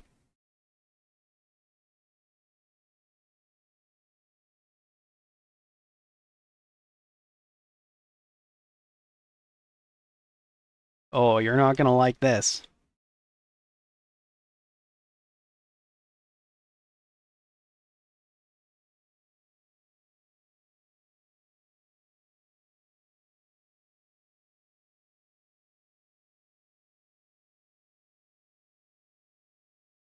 Get fucked, Jed.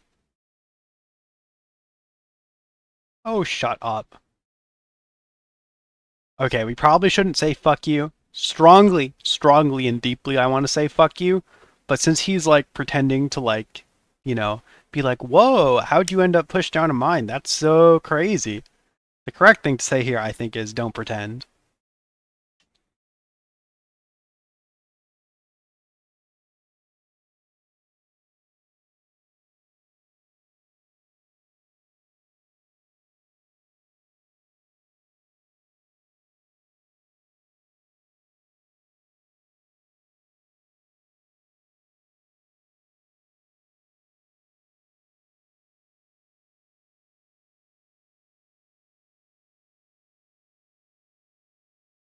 I'm impressed they're letting her talk.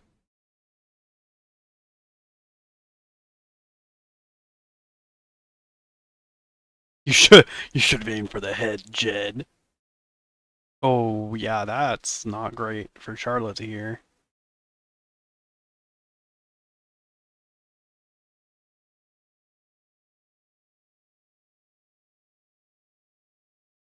I think they're more afraid than ruthless. I'm gonna be honest. Diane is certainly afraid. Mac's afraid. Diane's manager's probably afraid.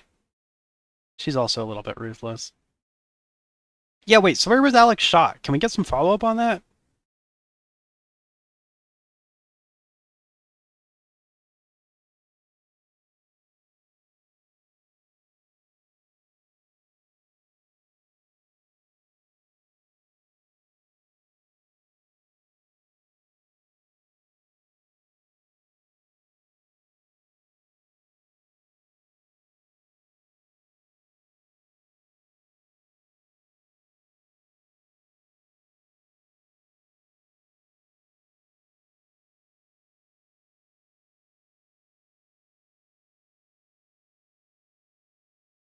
Yep, that's true. Hard to just like walk in a room and level murder allegations at someone. Pike is like, should I arrest someone here?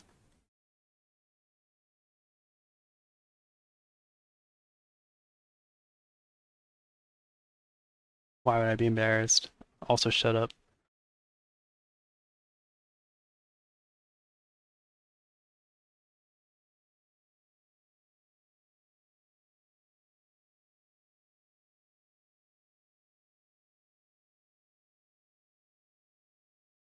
You see why I was screaming yes? Absolutely.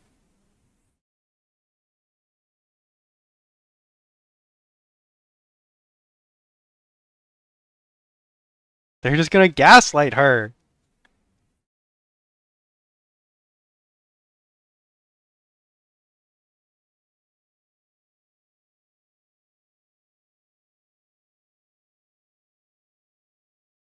I know you have a conscience. You suppress the evidence.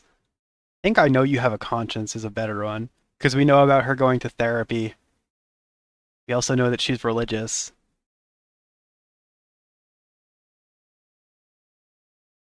She was also job hunting, yeah.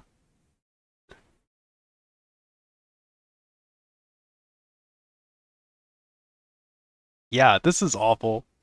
I mean, it's great.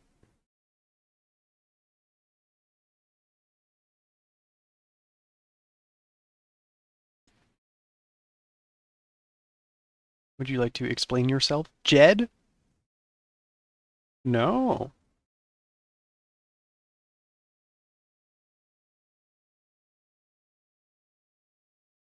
Since I killed her dad!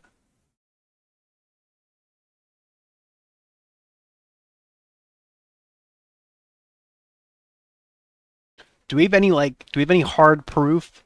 We got the medallion. Ooh! Ooh, vote here. You're lying or you're a monster.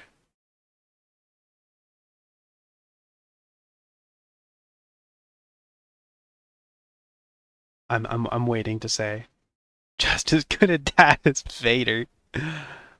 Um, I think I personally would say you're lying here.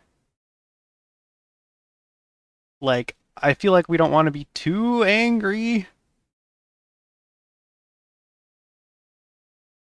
Yeah, I agree with that. I don't know. He is being kind of a dick, but also like, I don't know. I do kind of get where he and Typhon are coming from. Like they're just trying to protect themselves. Obviously they suck. Anyway, you're lying.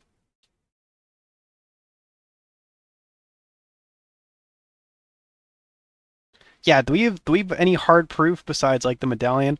I mean, we could take people down to the mine.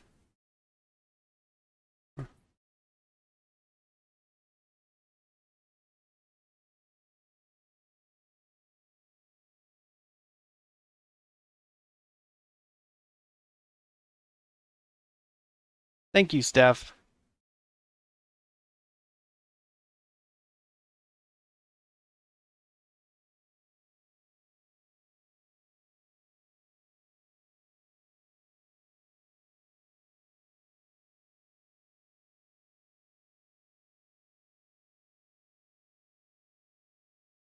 Yeah, we've proven to this town over and over how good people we are. Good of a person we are, you know?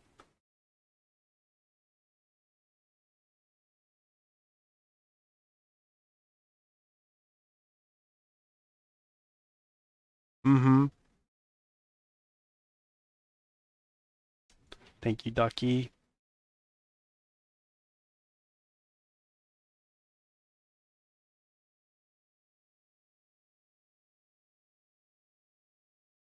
Everyone is gonna back me up except for Jellybean Counter Guy.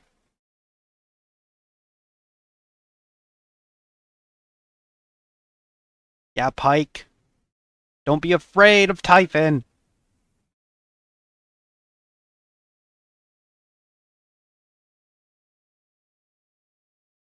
Wow.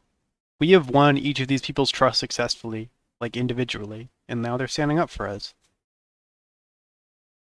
That's sick.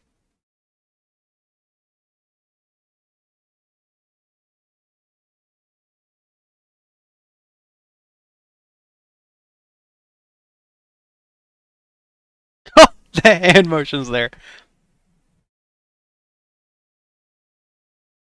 Pike, stand up. Oh, for fuck's sake.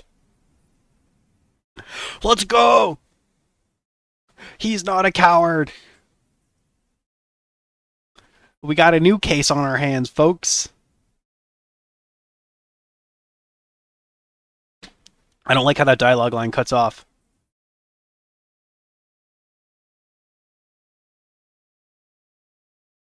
He's gonna get fucking shot, though. Her words were, "That's what I think," but the hand motion said, "Fuck you." Uh-huh.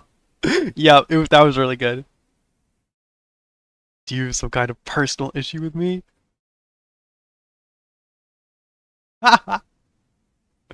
Oh, she's bringing up the... Okay, damn.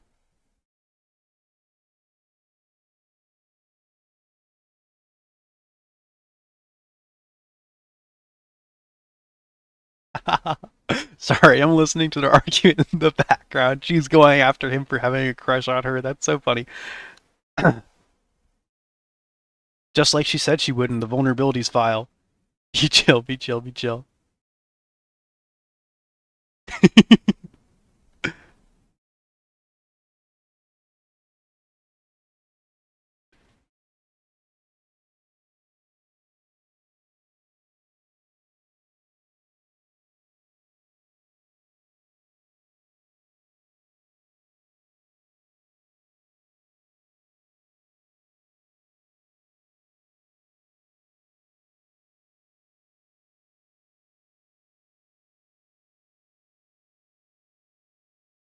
We're not even dating. Come on.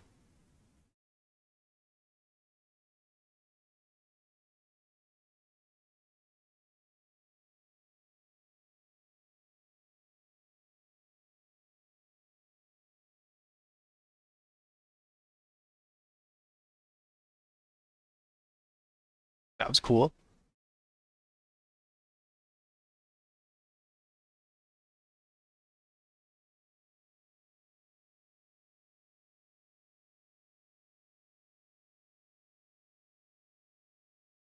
We got the amulet. What are we doing? You even got Ryan's OT? That's hard. Is it? Did we?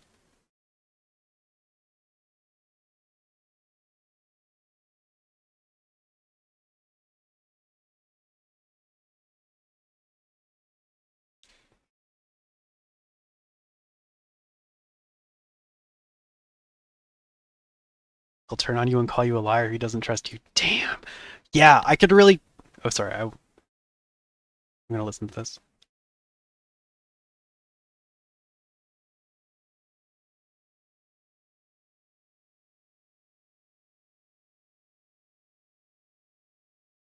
Yeah, I very much felt in that scene that, like, every person who we had helped stood up for us, which was really cool.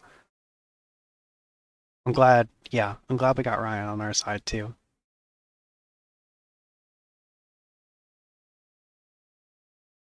Oh, what do we want to say about our dad? Oh, uh,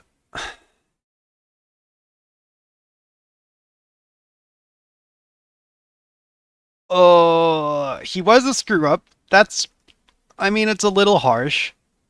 He was a victim. That's a little strong. He was a victim in the sense that his wife died and he couldn't deal with it.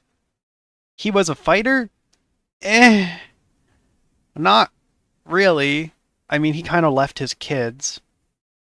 And then maybe he sort of tried to make it up to them, but not like really to the extent that he tried to find them.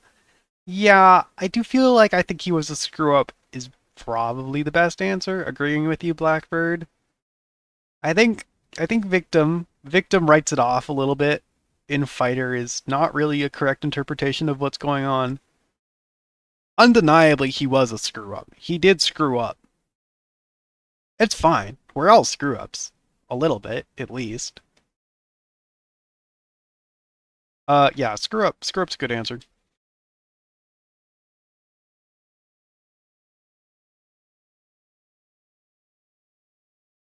These are all true. Yeah, he was trying to be better, clearly, and clearly he regretted things when he was dying.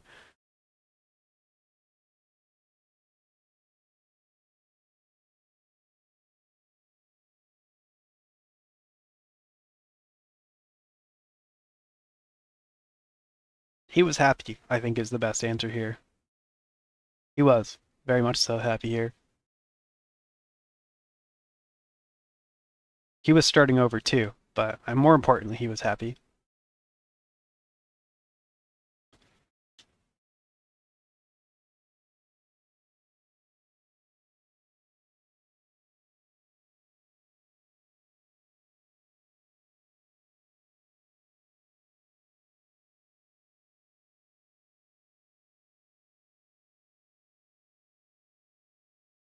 That was really cute.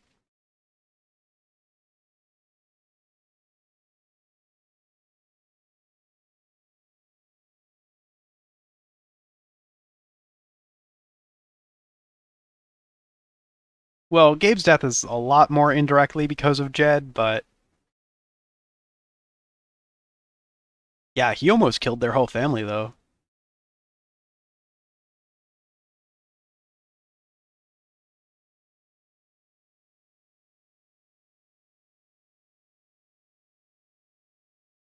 Ooh. Oh, come on. I want to play music. We could do better than that. Sorry. Not that that's not a valid choice.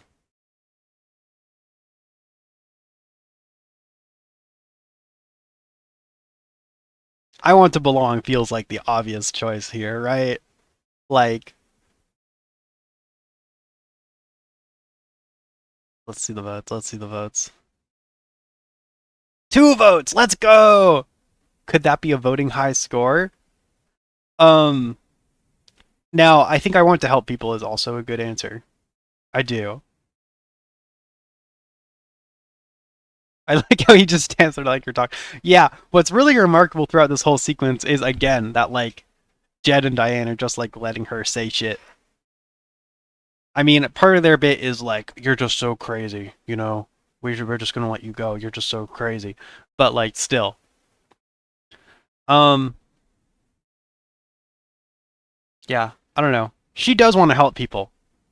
I think the way that she is trying to help people is misguided. Yeah, I think I'm gonna go with I Want to Belong. I like that one better personally. She does very much want to belong somewhere.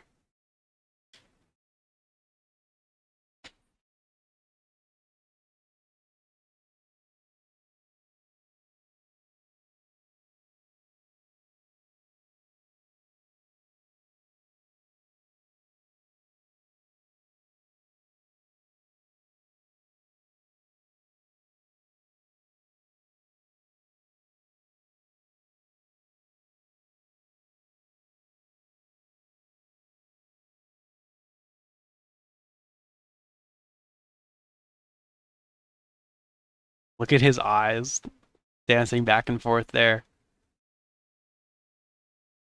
almost saying something. That's good. That is good.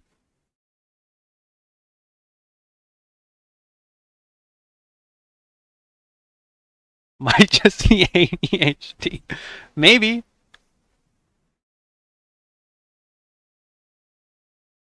that you're a hero. The story is that he's a hero.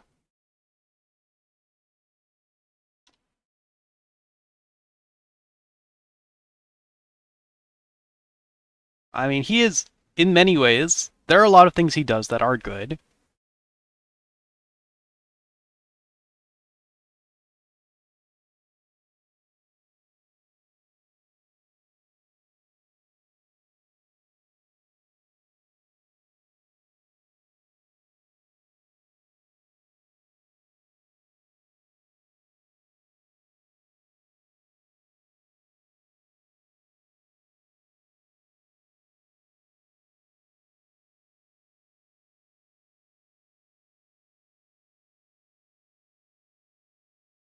You're a coward, you're a pawn, you're selfish.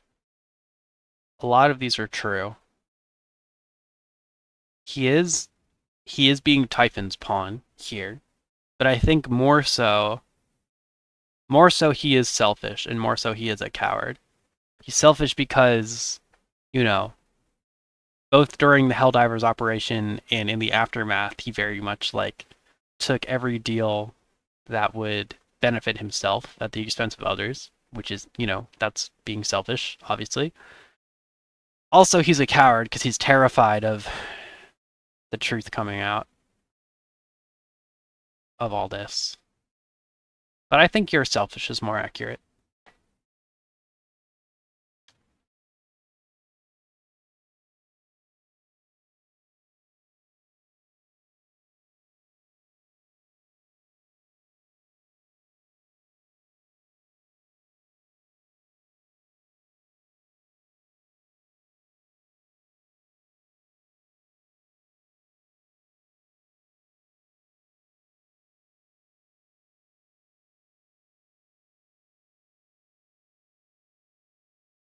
Yeah, that's true.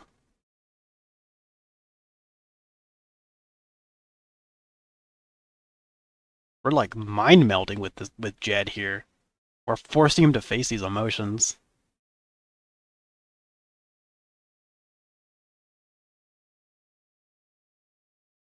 Yeah, it's a pretty bad truth for Jed.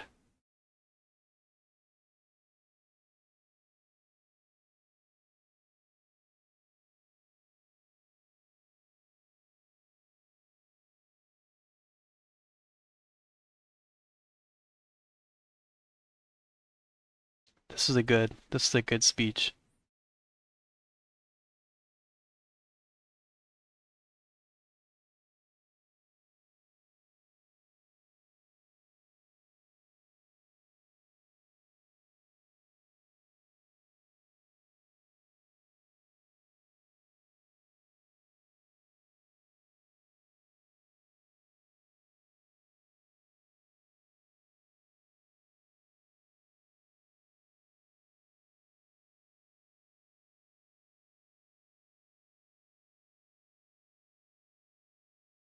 Relatable. Don't say that, Quiddy.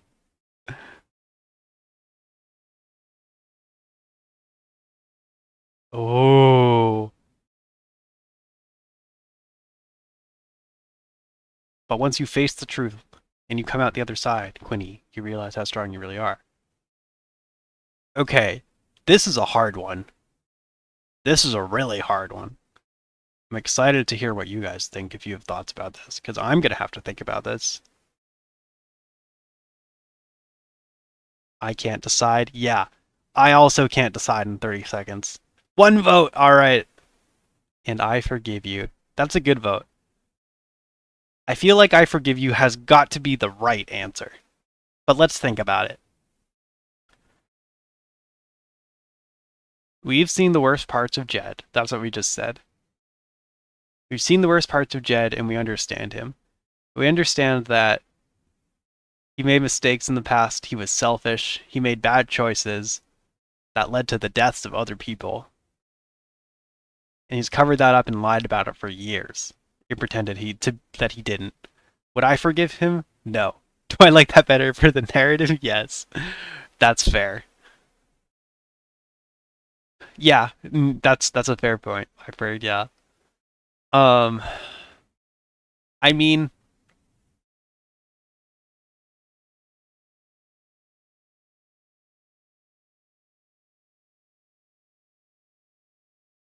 oh, that's hard. That's really hard.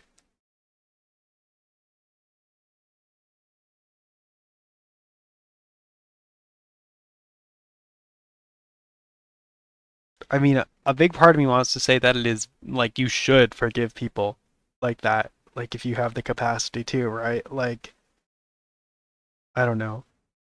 But like at what point does something become unforgivable? God, life is strange. Hard questions.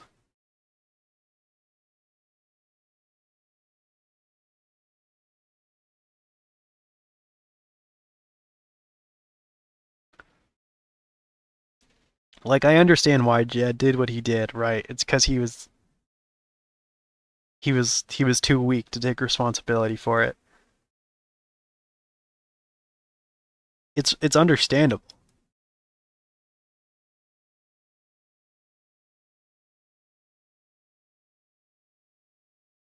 It's not really forgivable, but I don't know. Oh, it's hard.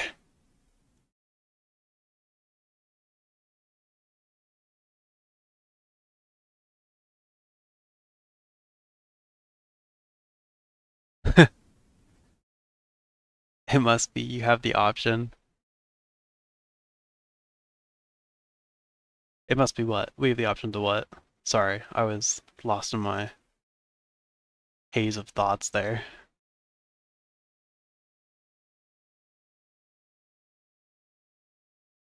It must be hard.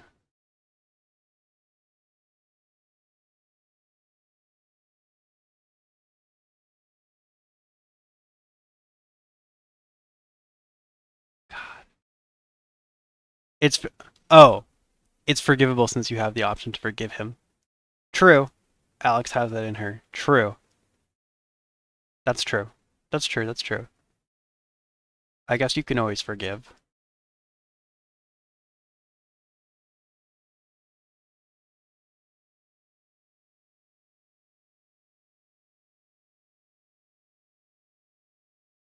Yeah. Okay. You're making me feel more compassionate.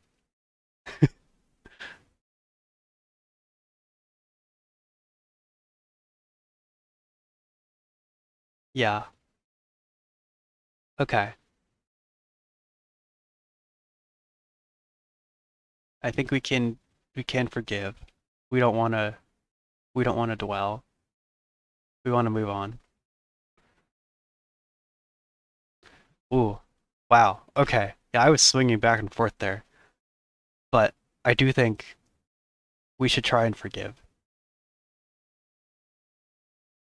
But never forget one misstep in the review. Now, I'm not saying that he shouldn't face legal consequences for his actions because he should. Can I forgive him for the actions that he took 12 years ago that resulted in my father's death? Yes. Should he go to jail for trying to kill me like 2 hours ago? Yes. Yes, yes, yes. I'm not forgiving you for that. You should go to jail. The other thing, though, I forgive you for. You are a bad person because you tried to kill me. Yeah, agree. Forgiveness is not absolving responsibility. Yes, okay, I can agree with it, especially in that context, for sure. Like, okay, we're forgiving him.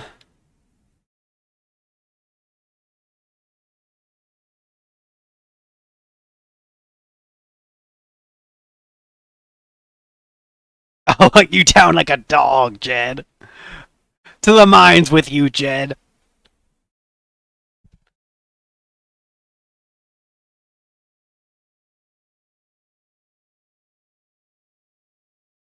Yeah, that's a fair response. We just emotionally tore apart that man's life. Holy shit. I would not survive if someone did that to me.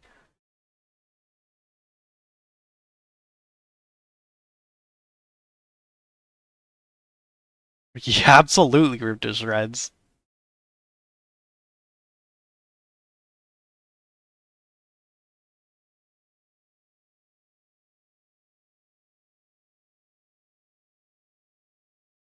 Dan Stanwyck. Scandal!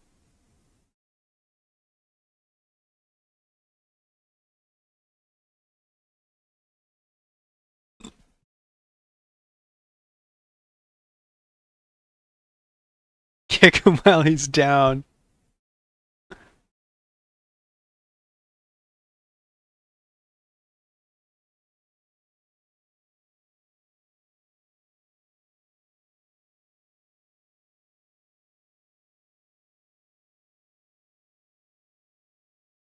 Damn, the CEO resigned.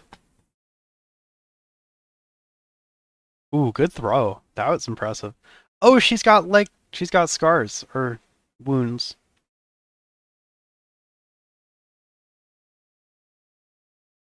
Injuries.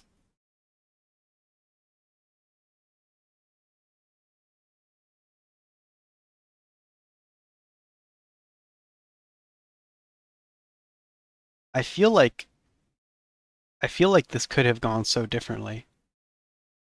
Like, what would have happened if we had signed the affidavit? You know, to not persecute Typhon.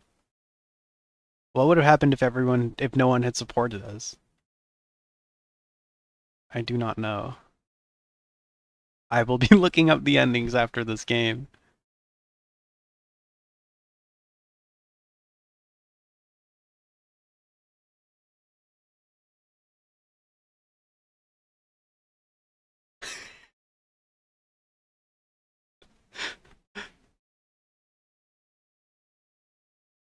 Moment, vibe moment, back to the psych ward, vibe moment.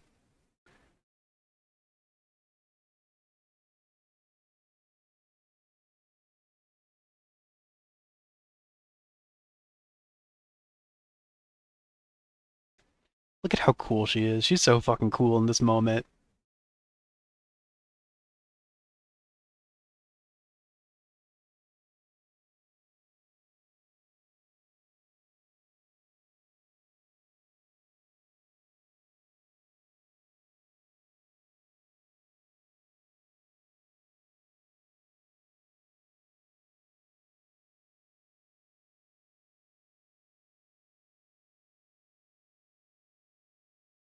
God, she's cool.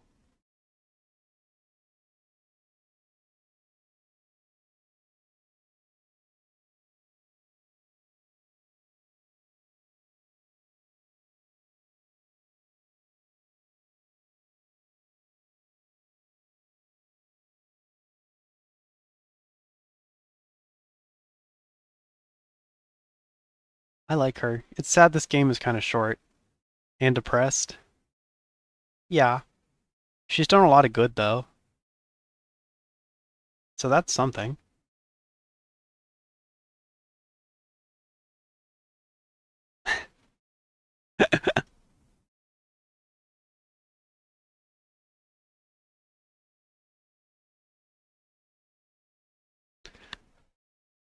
Uh-huh. Always great to see a local paper being able to type scandal exclamation mark in like 96 point font. 8 deaths covered up by Typhon mining. Haven Springs rock relations. Right, 7 miners and 1 Gabe. The picturesque mountain town of Haven Springs was reeling after a series of revelations that ... connection to the death of Mr. Chen. Miss Jacobs, location manager overseeing the expansion, is ... simply unimaginable what that girl has been through, said Miss Leith. Miss Chen has declined repeated ... Expansion efforts halted. Residents are left wondering about the effects of local businesses and real...